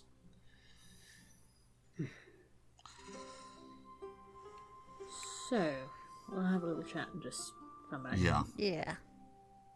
You head out. You hear Lady Grace speaking with Hannah. So, am I to understand that the Waynes? None. I'm afraid the whole family. There's been no sign of them. As far as I know, Wayne Manor is currently unoccupied. I see. Well. Fun. Things left to do here. Date with Saran, not that that's actually urgent, but I should probably tell her if I'm going to be away for a couple of days and we need to wait. Chat to Saran either way. The other thing we were talking about is checking in on the Ebengard informant, which we honestly should do before we go away with Lady Grace. I think we should, yes, because if they are anywhere this side of the ocean, we should know about it. Yeah. I mean, it's a slim chance, but they could be where we're going. That alone as a possibility makes it worth checking. It does. Does make it worth checking. Would we not have noticed a ship going up the channel if that were the case? If it's inland? Beer Barrel is coastal, but 80 miles up the coast. So kind of going northeast. Okay. Sorry, it is I was making a mistake out it's of between character. here and exactly where it Pohoi, on the coastline. So no, it. In theory, they could have arrived. It's far enough upriver, up coast that you wouldn't necessarily have noticed them. But equally, it's worth noting that Celestia has given instructions to the, and I've got his name written down here. Oh, I've apparently lost the place, but I had his name written down, to the sending mage, the scrying mage in question to contact her Right. when arrival is likely or soon. Okay.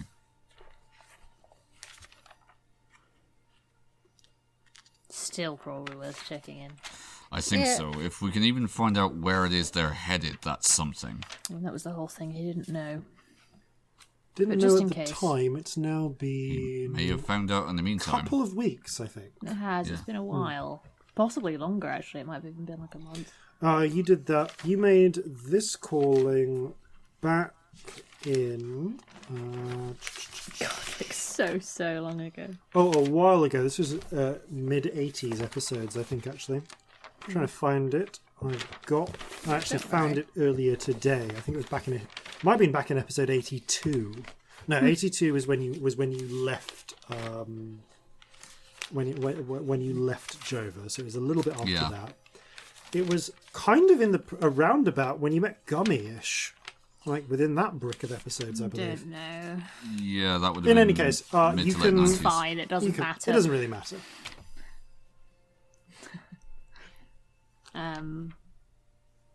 But yeah. So, Check in with him. We probably shouldn't hang around from the really important thing to do because I have a date. So we should probably talk to Saran and I'll talk to Saran and tell her in a couple of days we'll do that. Yeah, I'll She'll let understand, Clara know we're going. Corzin, you can talk to Molly. Yes. Understood. Yeah. All of that good Well, we saying need goodbye probably like rather an than just hour or vanishing so? thing. What? Yeah, an hour should do it. Yeah. Yes. I mean, we shouldn't be gone, any more than a couple of days, but... Yeah, we should still tell everyone. Yes. Now, a question, very important question. Do I bring the cat? Ooh.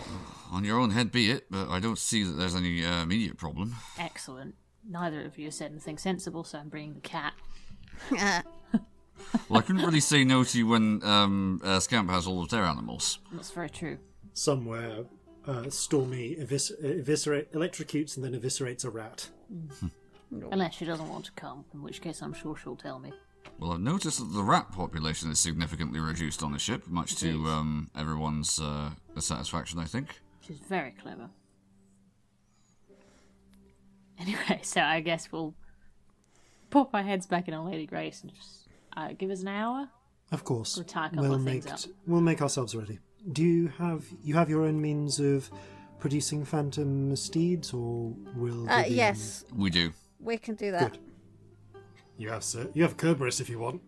Yep. That's true. Let's do that. Yes. Oh, Cat's that's a gonna hate point. it, I I'm really, really should get. I feel bad doing it in the city where we're already so known and notable, but I really think that little Corzin deserves a ride on the back of Kerberos. Does. Yes. Just before we go, have a quick ride on the dog. That's a good point. Little Corzin's still here. That is a good point.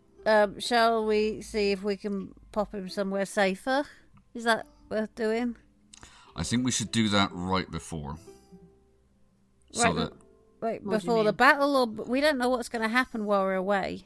Yeah, we're not in town for a few days and we're in a war zone, darling. well, he's as safe on the ship as he's going to be anywhere here. No, But- I mean, but exactly, he's still here.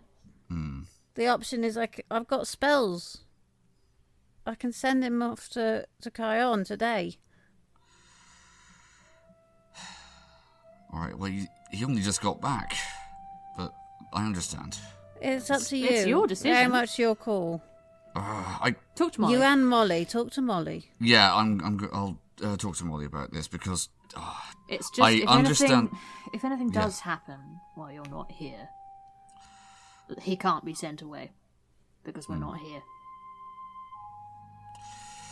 well, as far as we know, nothing is due to happen. Yeah, but we've changed things. They were planning to attack when they were planning to attack because of what was happening. Every time we change something, we lose information. Also, we know that one thing is supposed to be happening. What if they try and blow the ship up while we're not here? What if the plan's different? What if they want hostages and they see that your kid's in the city? There are plenty of things that could happen while we're not here.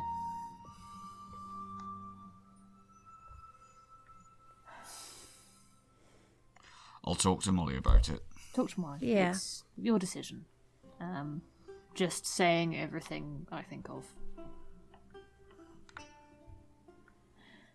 Right. To the ship? Yeah. Cool. Yeah. Okay. Who wants to do what first? Should we get the weird sending done and then do everything else? Yeah. Yeah, let's do that. Not sending, scrying. There we go. Yeah. That's the one. Sending or Sending. Yep. God, I'm mixing up my S words with 2 syllables ending in ing. It's fine. It's definitely sending. Okay, you pop in. I mean, you're at the fort, so you can just pop into the sending room for this. Yeah, I'd send what he said to say. He said to say I was an informant or whatever. Yes. To check so it's him. This is to Pippin Cross. Yep. And to talk and say that you're one of his informants and wanted to speak with him. You send off the response to you, and you get. Very well. I'll pass the message on. Sit around for 3 minutes before you get a voice in your ear.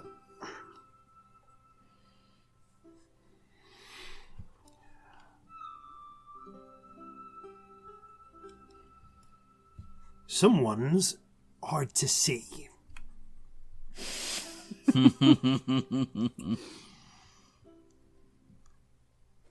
Can confirm likely point of arrival, St. Gregorsville. Okay. All right. Still at least 2 weeks to a month before arrival. Mm-hmm. No further message. Thank you. Any and all information, RE plans, schemes, anything you hear, helpful.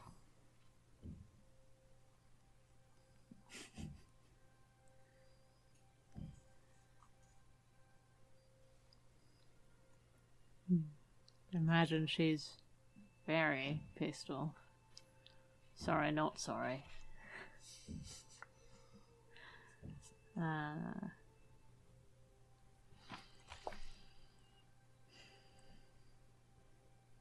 Thank you.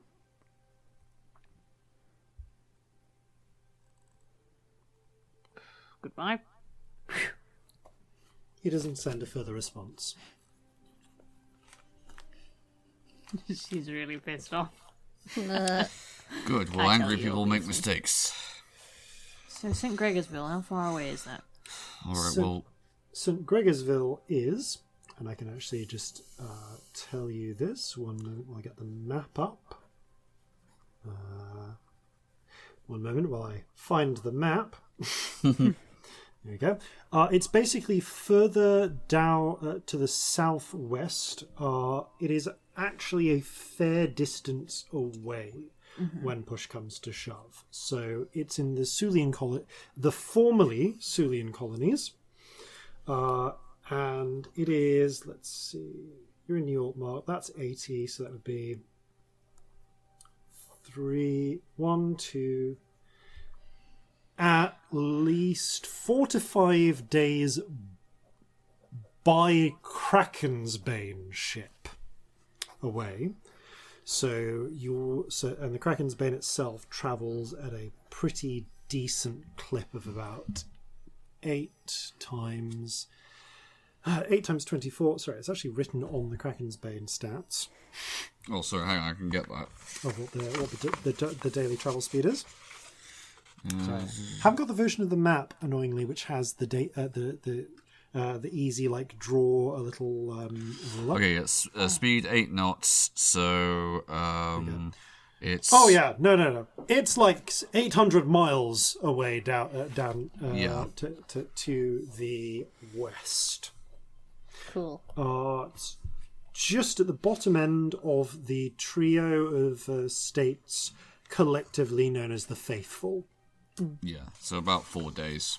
Yeah.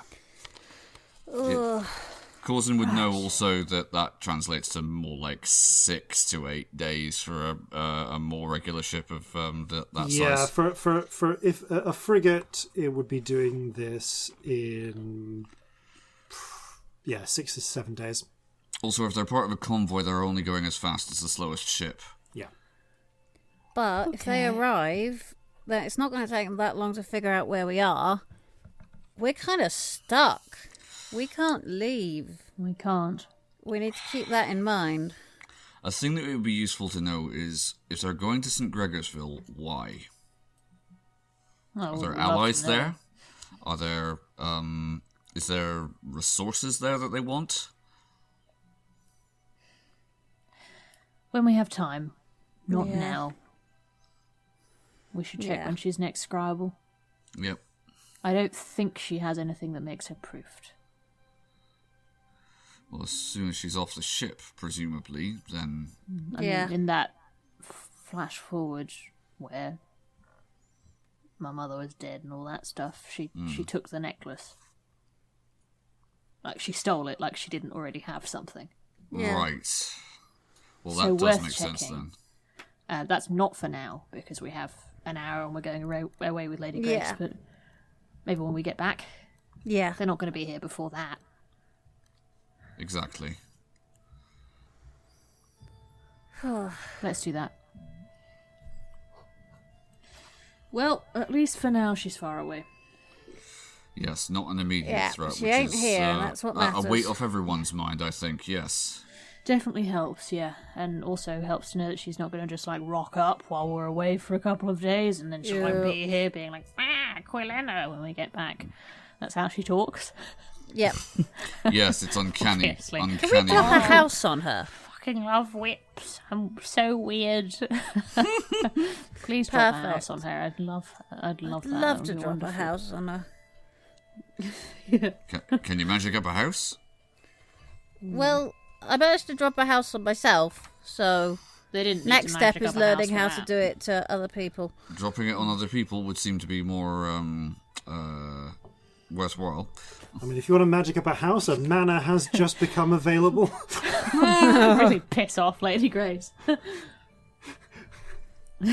Well, not even Lady Grace. The Wayne Manor is currently unoccupied. Piss off Batman. Yeah. Excellent. With an excellent series of caves underneath. Fantastic cellar for maturing wine, cheese, and/or crime-fighting vehicles.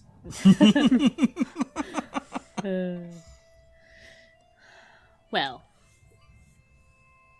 glad that's established at least. I guess we should all probably go and talk to people and meet in a bit. We've shouldn't got a lot of people to talk Yes. to. Okay. All right. I mean, you all do. I was going to say hi to Clara, but it's really not that big a deal. It's mainly because you're sure all she- talking to people, honestly.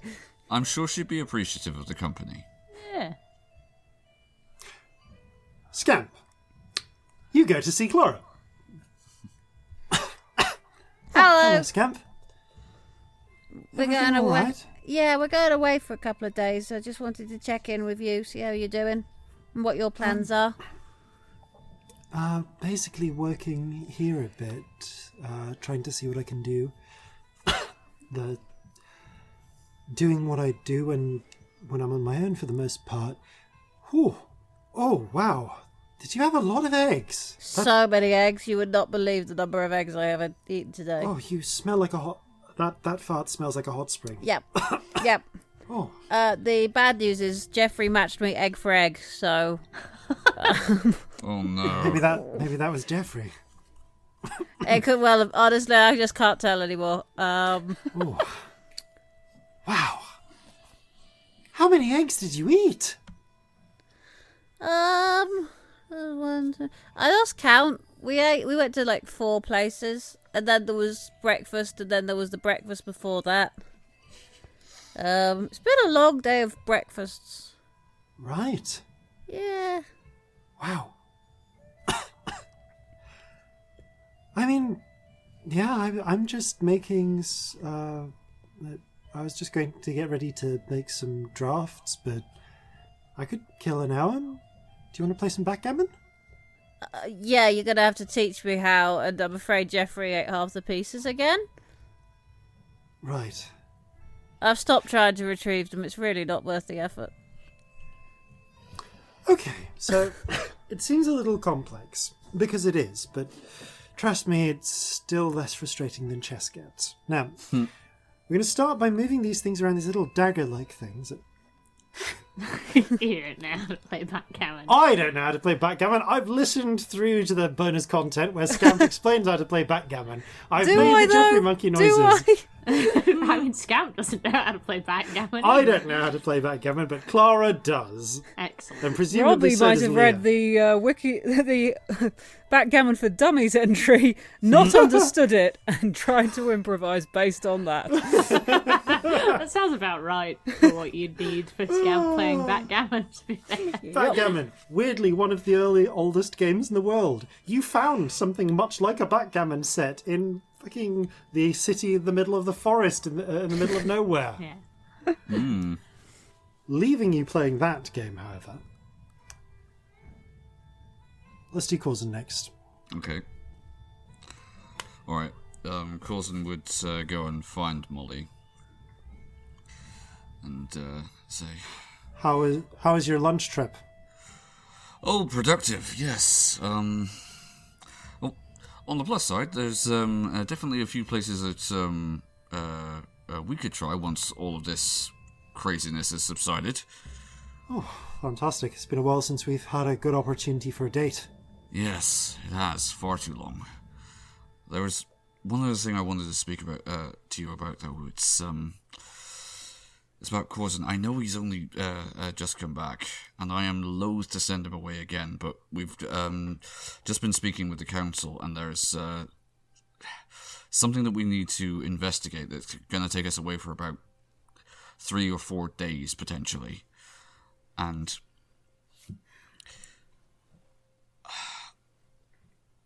Right. I really don't want to have to send him away again, but the only way I know that either of us are going to feel safe about this is if we are confident that there is absolutely nothing that can happen while he's here. She thinks about this for a split second and then shakes her head. They're probably not going to, but there's always the chance they might try and bum rush the harbour. I know, I hate this. Or send, I don't know, undead clambering up the sides of the ship, or...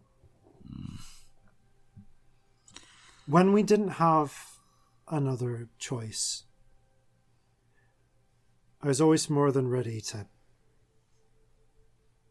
keep our son on board because it was the safest place. And I hate the fact that we're being broken up like this. Even if it's only for a short while, it just doesn't sit particularly right with me, but... No. I feel like I'd be a fool if I wasn't taking every possible advantage we had to try and keep our son safe. Regent knows I don't want to... But it's only for a few days. Alright. I think... Damn it, Corzin. What? I worry, you know? I worry too, and this is, I suppose, to a certain extent what we signed up for, but all the same,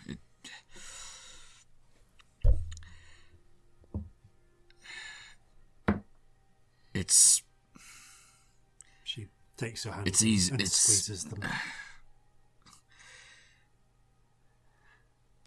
It's easy to say that, you can... it's only going to be a couple of days, but... Every time, it's like I worry it's going to be the last.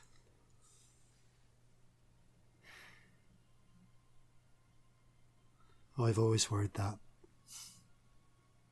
I know, and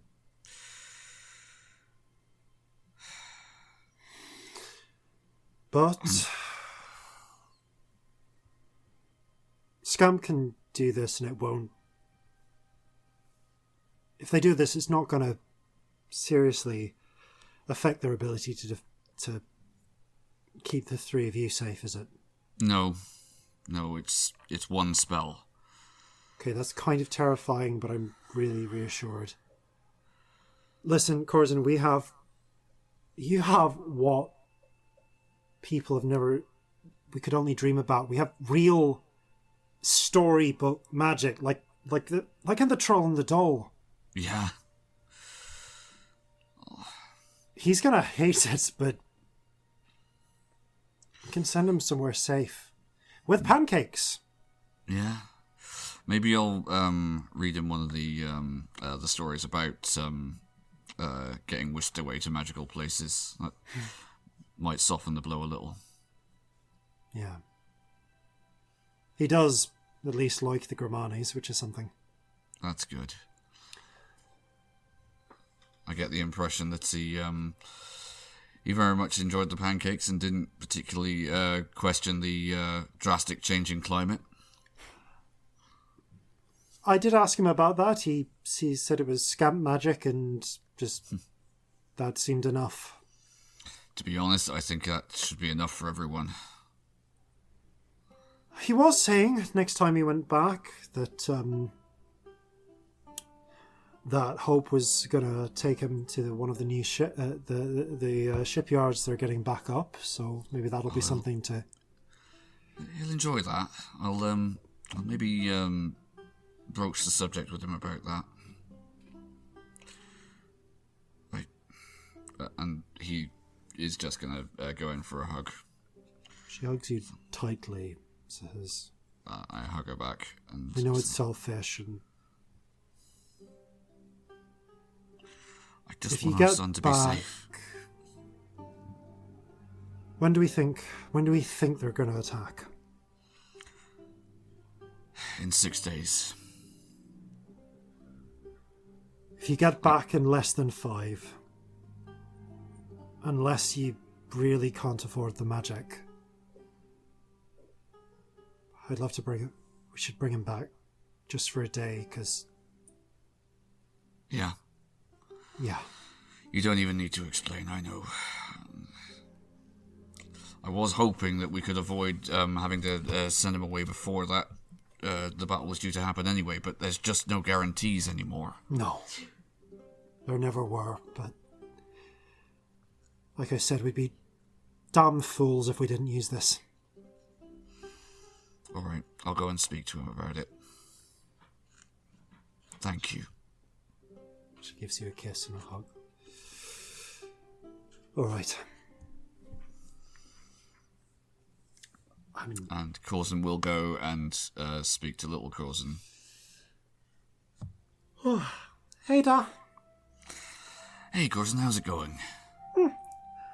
Okay. I was just looking through some of the little manuals that Benny left.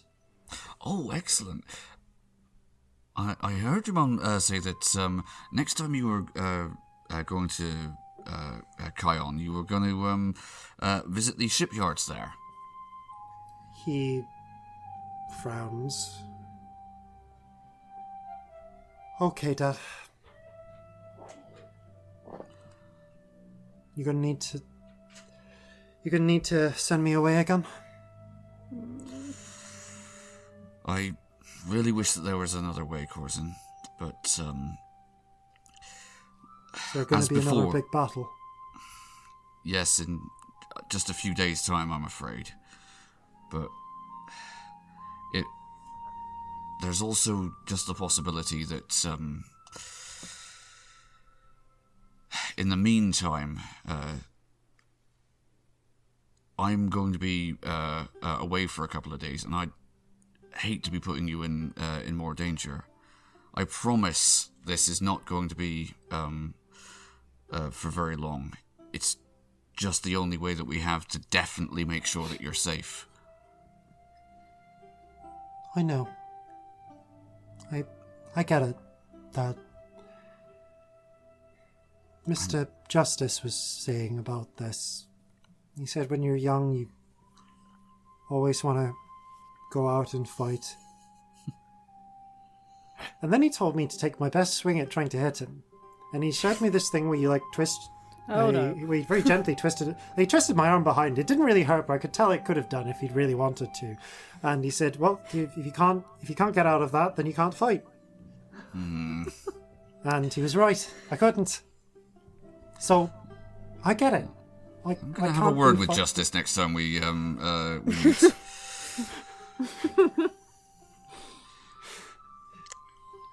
The other point, though, and when and it's why I've been trying to at least ensure that you can look after yourself. He also said he was going to teach me how to do that, so that helps too. All right, well, I'd much prefer you'd have spoken to me about it first, but I suppose that's... You gave this child so many weapons. Oh, yeah. I am Little bit of unarmed combat, isn't it?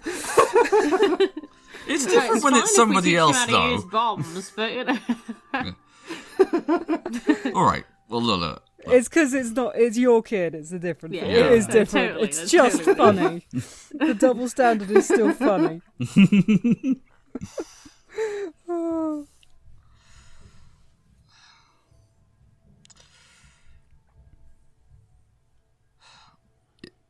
You have to understand, Corzin, that we're in a situation that's both really, really good and really, really bad, in that we have a bit of an advantage of knowing when danger is coming, but also with that knowledge, knowing that if we don't do everything we can in order to prepare for it, we're putting you in danger, and that's just not something I'm willing to accept. Dad. Yeah? Can... What Scamp does, is it something other people can do? I don't know. I get the impression that it's something that people could do. Maybe a long, long time ago, but Scamp's the only person I've ever met who can do it now. And that is... well, it's nothing short of miraculous, but, I don't know of anyone else who can do it, put it that way. Okay. It's a secret, so that's why it's a secret. Absolutely a secret. You mustn't tell anyone who is, outside of the Gramanis about this. Okay. I love you, Dad. I love you too, so much. And I hug him very tightly. I'm holding onto my hat this time, though. Alright. But you gotta get me a feather for it. I don't know if I will. I don't know if I want a feather in my hat, but you gotta get me one. Alright. What sort of feather do you want? Something colourful. Alright. Maybe a red one, or a green one. Or a blue one. Or a yellow one. I'll get you one that's all of those colours, if I possibly can. And if not, well, you'll get lots of feathers. One for every day of the week. Corzin gives you a little hug. And I think I'm going to spend at least the rest of the day with him, just so... We just have the rest an of the hour. hour. The rest of the hour, certainly. We have to be back within an hour. We don't have a lot of time. But you do take the next half an hour to spend a bit of time with him, read him a little before essentially meeting back up with Scamp at the sending room and Molly, one would imagine. And Molly to do this to do the portal. Before that, however, I have somebody else that I've realised that we should talk to very briefly before I talk to Saran. How can I find courage? Yep. Yes, you can. Courage is splicing rope, actually, at this point. It's one of his tasks. Hello. Hello, darling. How are you doing? Mixed. Some good, some bad.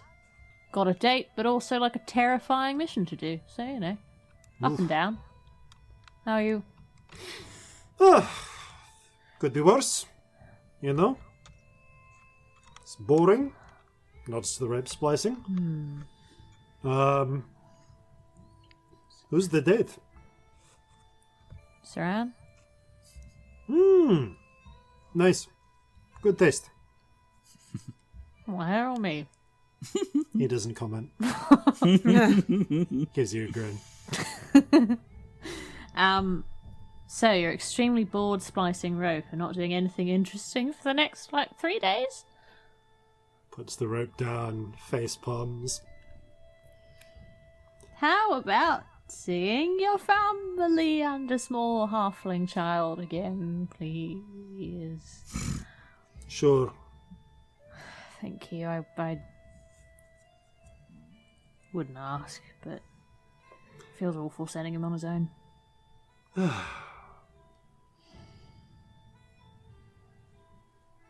In fairness, that argument with my dad is going to take a few more days to straighten out anyway, so... How's it going?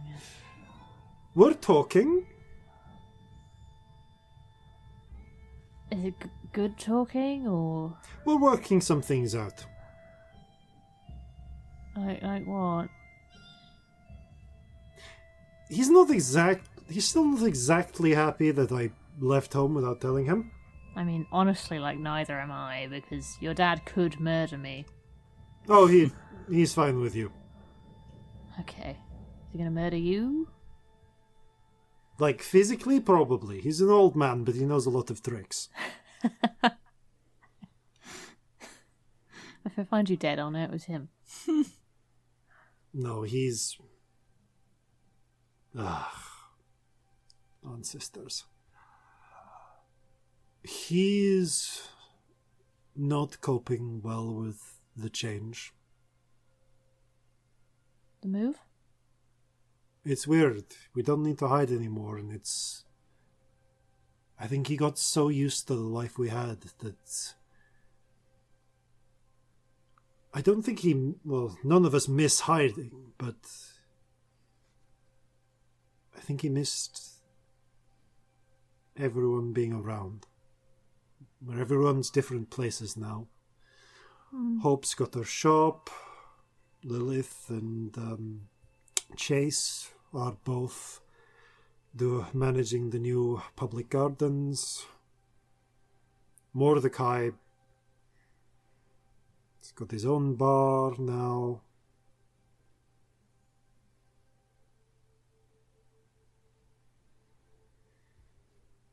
Wisdom's still a little angry, but she's studying. I think it's more... She's really hitting those books in frustration, but... Yeah. We will help. I know. It's not She been the knows right as well. time, but we will. We haven't Everything, forgotten. things are literally on fire here. It's She literal understands. war happening. Yeah.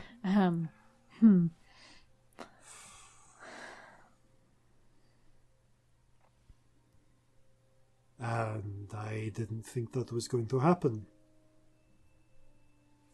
I just wanted to see the world. I've been cooped up in a beautiful and cramped and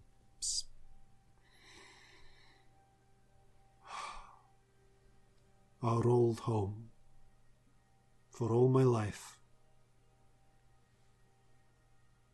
It's a long time. Yeah. Tiring. I think he wants someone to be at home with him, and I can't do that. Wisdom's too young, and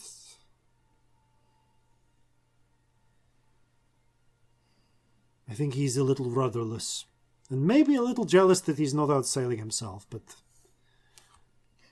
I don't know, maybe he should. Maybe he should. Maybe Wisdom should stay with Lilith.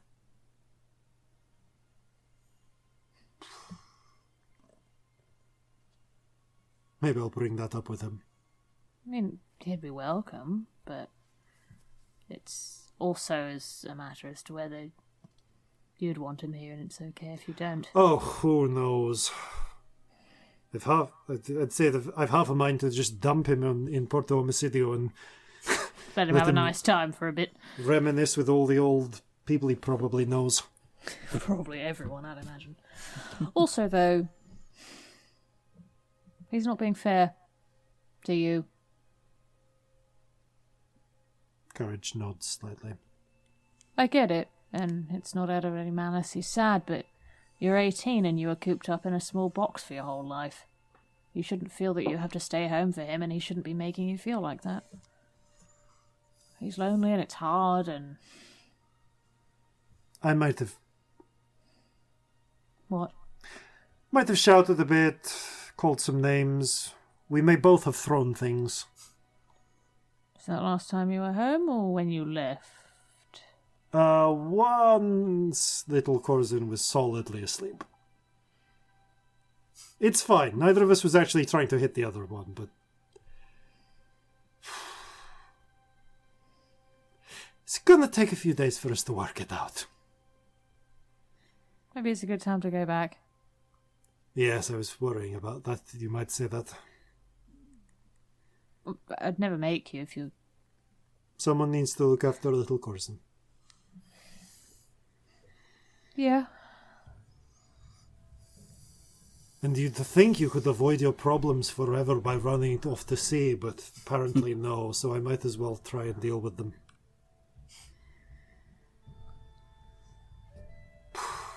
You have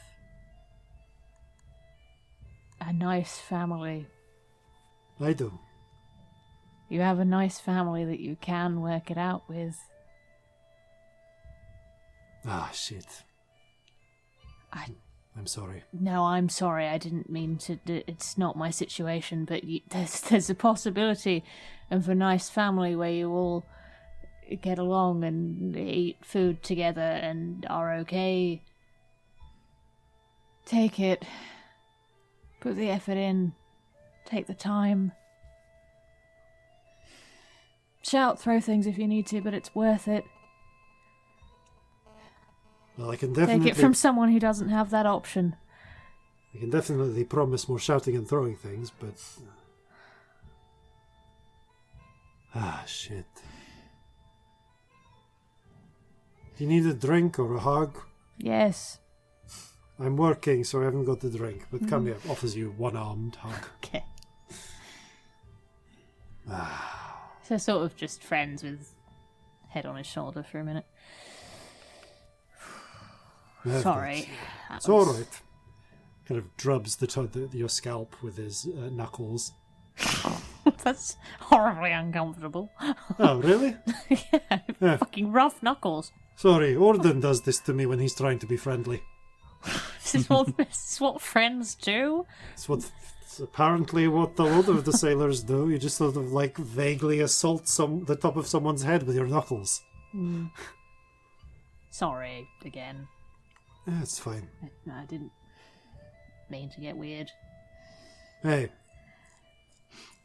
Also, if it ever stops being a nice family situation, you should absolutely leave. And I will support you in that. But thank you. I think it is, and I think there are just some cracks that can be fixed. Yeah. I don't think it's shards of broken glass that have been ground down into sand and then separated into several piles and buried. I feel like there's a glass-blowing metaphor here, but I can't be bothered to make it. I also don't know how glass-blowing works. Apparently, no fucking idea. You heat sand up really hot, and then you stick a straw in and blow in it, and somehow that's how glass gets made. That doesn't make any fucking sense. Ask, what's her name? Leah. She came from Tyre. They do a lot of it in Tyre, I understand. Oh, yeah, I'll ask Leah. Oh, right. In the next time I chat to her, casually, send her a 25-word sending. Hello, Leah, darling. How does glass blowing work? Please explain in detail in only 25 words. Thank you. This isn't Please weird at all. Goodbye, X. Please get Does that drunk sound and like send her about glass blowing. Does that sound like a good idea? All right. That's a good point. Maybe you could ask a I think there is a glazer in town somewhere. You could ask them. I met a nice girl the other night when we were drinking. How nice. Yeah, pretty nice. Actually, Tyrian girl. Maybe she knows about glazing. Maria. Maybe you should ask the Tyrian girl about glazing. Sure. We'll get her excited. Excuse me, Miss Mario. How does glazing work? How does glass blowing work? Mario, it's a common Tyrian name, isn't it? Yeah. It's a weird choice of double naming. Maria Mario. But What's wrong with people? I know. The grandmother! We found the grandmother! Yes. Is Courage the grandfather?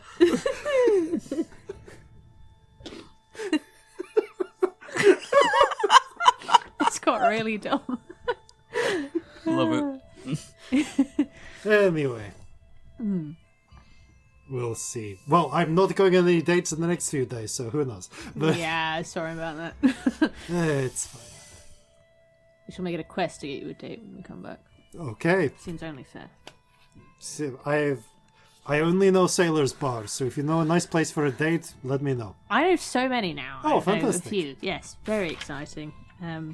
Yeah. Well, if you know someone who'd be a good place to take a Tyrian girl out for a drink and maybe or maybe not ask her about glass blowing, and that kind of sounds like an innuendo. Don't open with the glass blowing is what I would yeah. say. As a seasoned date haver, Oh, yes. yeah, I've been on so many dates. I'd say glass blowing probably isn't the first bit you'd say. Hey. Good luck. Thank you. I'll tell you how it goes. So when are we making this trip? Probably in like 40 minutes, something like that. Oh, That's all right. annoyingly, that Maybe is less. just enough time for me to finish splicing this rope. Oh, it's so much earlier. Oh, I need you for important captain business in the sending room. Quick, hurry. It's urgent. I'm going to finish this, get a drink, and I'll meet you in the center room. Alright, see you soon. Hurries up with his splicing. I then go and find Saran.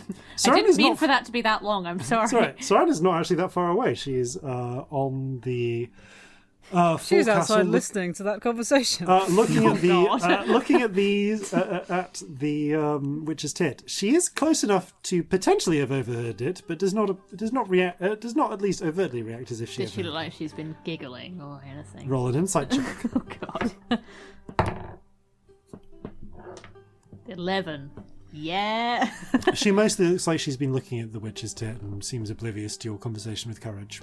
She definitely has noticed you on the deck, but Yeah. is not surprised by your appearance. Sidle up next to her. Hello. Good afternoon.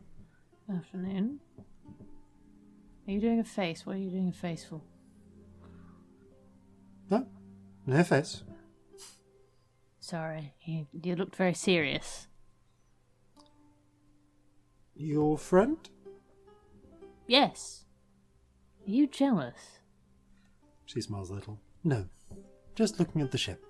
At the ship. No, yes, we're friends. It's been I have not seen a war junk in some time. Of course, you've probably seen ships that style before. I haven't. Yes, most are shallow draft, more for river travel, but good design. Not at all. Speaking of ship designs, sorry to be so direct. I don't have that long. We've been called away for a couple of days. Ah, Probably about 3. I know where I'm taking you for the date. you do? Yes, I do. I've made some decisions. I will leave it as a surprise. All right. But unfortunately, you're going to have to wait, I'm afraid. So I'm going to have to leave you in suspense a little bit. Well then, I suppose I will just have to remain in suspense. It's a way of talking, do you know that? I am aware. Far more patient than I am. I never leave any pauses. Patience can be a virtue.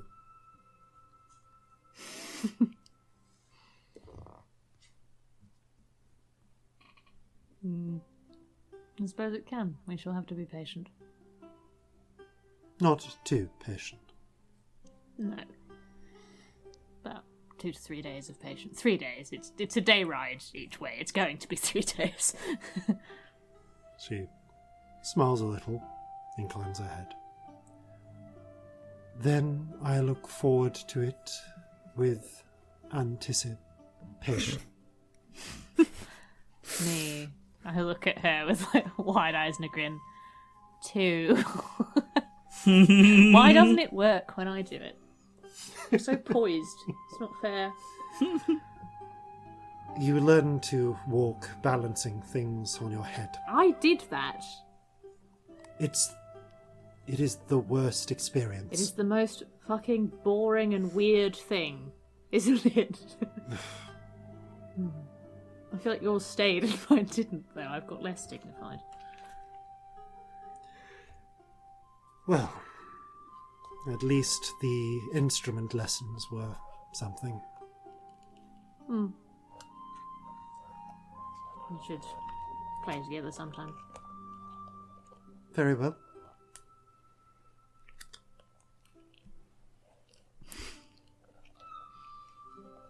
Are you being this serious with the intent of flustering me? Whatever do you mean?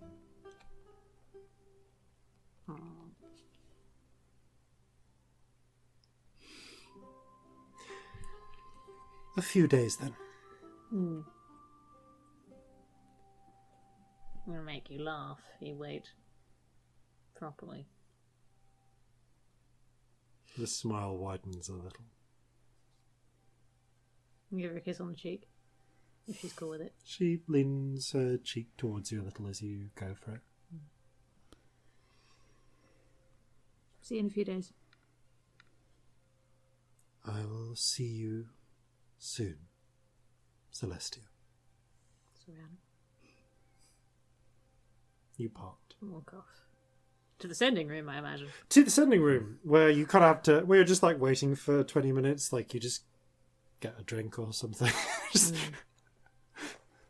20 minutes later, little Corzin, Courage, Scamp, Corzin, and Molly all come down, and you have there's a bit of a moment like, right, well,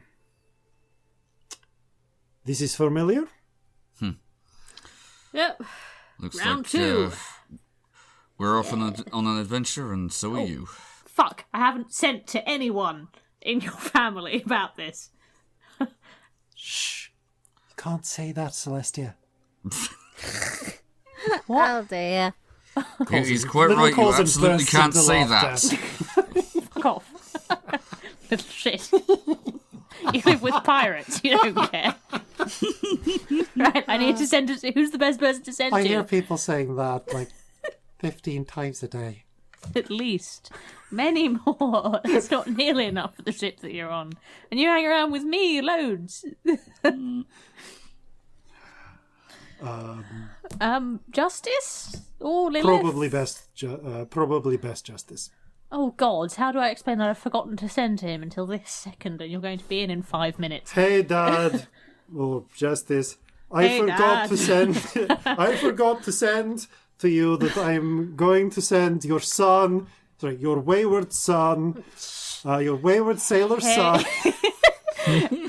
I gather And the rainbow spirit Corz's together. son Stop. to mooch Hey, on you Justin. for a few days. This is going very I well. forgot to send to you that I'm going to send your wayward sailor son and small halfling child for a few days.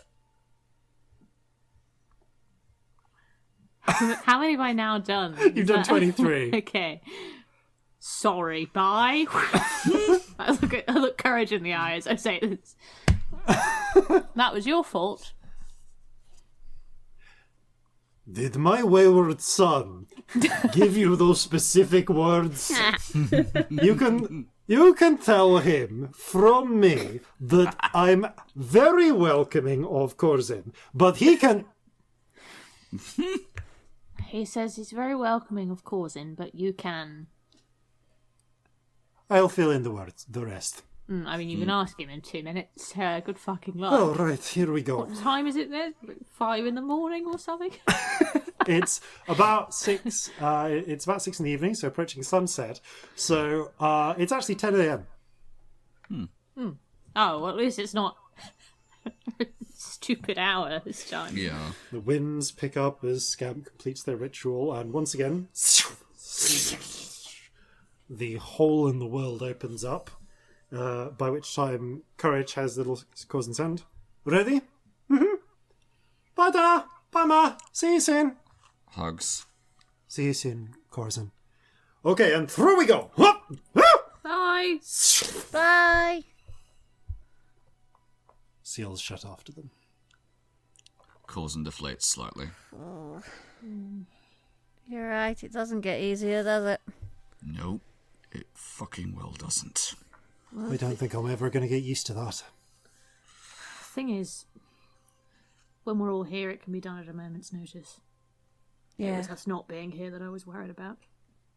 Thank you. We can bring him back as soon as we get back, but hopefully... She nods. Gives you a sad but grateful smile. Right. I guess I'll have Belle pack you some food for the trip before she retires into the chambers for the night. Thank you. And gives you just a full kiss in the mouth. Yeah, I return it and I say, we will be back as soon as we possibly can. Do that. If anything goes wrong out there, give them hell. Will do. I'll keep the shipper until you're back, Commodore. Thank you very much. Don't forget your new wig. You'll need that. The ship is yours. Well, no, I've got to save that for the naming ceremony of the witch's tit. Oh, well, you might need it to look impressive where we're going. You might. Never know. We've got... It's Well, a get V to diplomatic start- mission, Corzin. It's more likely to get shot off, isn't it? No, we have to do diplomacy. You need to look impressive. I'll get Vig to look into starting hiring for the new ship. See if you can get us some cannons, Thank you. One other thing, Celestia. Yes? If we have the opportunity while we're away and there is nothing else on, would it be possible to check in with little Corzin as we have done previously? Yeah, I mean... It's a poor substitute, I know, but it's something. If we're doing all right before we're about to sleep, you can dream to him if you want. I think that'd be good. We do have another dream that we should do, but maybe that's not for while we're away, but the gods, if I have the spells left. It's not a problem. Thank you. It's alright. All Sorry, right. I do the same to you, Molly, but doesn't work in distance, unfortunately. However, if you two want to hang out at all. But, well, it was certainly useful when we were much more distant, but... Yeah, probably more important to a child. she I nods and hope that smiles. it'll only be... Well, it's only going to be a couple of days. We'll be back. And soon. Take care. Will do. You too, huh? She nods. Get a sending to us if you need something. She nods. That's a point. We've been looking at... should I try and make some... Mages are thin on the ground. We should probably look into... so we're going to be short a ship's mage on the witch's tit, but we can always look into it, I suppose. I have a potential candidate in mind for that. I have to speak to them about it, but if they'll take the job, then we might be have our luck in there. Right. If I need to get a sending to you, then I'll talk to Felipe. Thank you. All right. She gives you a last kiss and bundles you all off. You have the bridge. Thank you, Commodore. and we'll pick up with your journey outwards next time. Thank you all very much for playing. Thank you all very much for listening, and farewell from all of us here at Flintlocks and Fireballs. Fair seas and natural 20s. We fight to save this city's fate, so let's make time to have a date. With food and drink from places fine, but not as many eggs this time. So gather your muskets, gather your spears, we'll plunder the shores of Calcinea. No kraken, storm or spell we fear, so come and sail with us, my dear.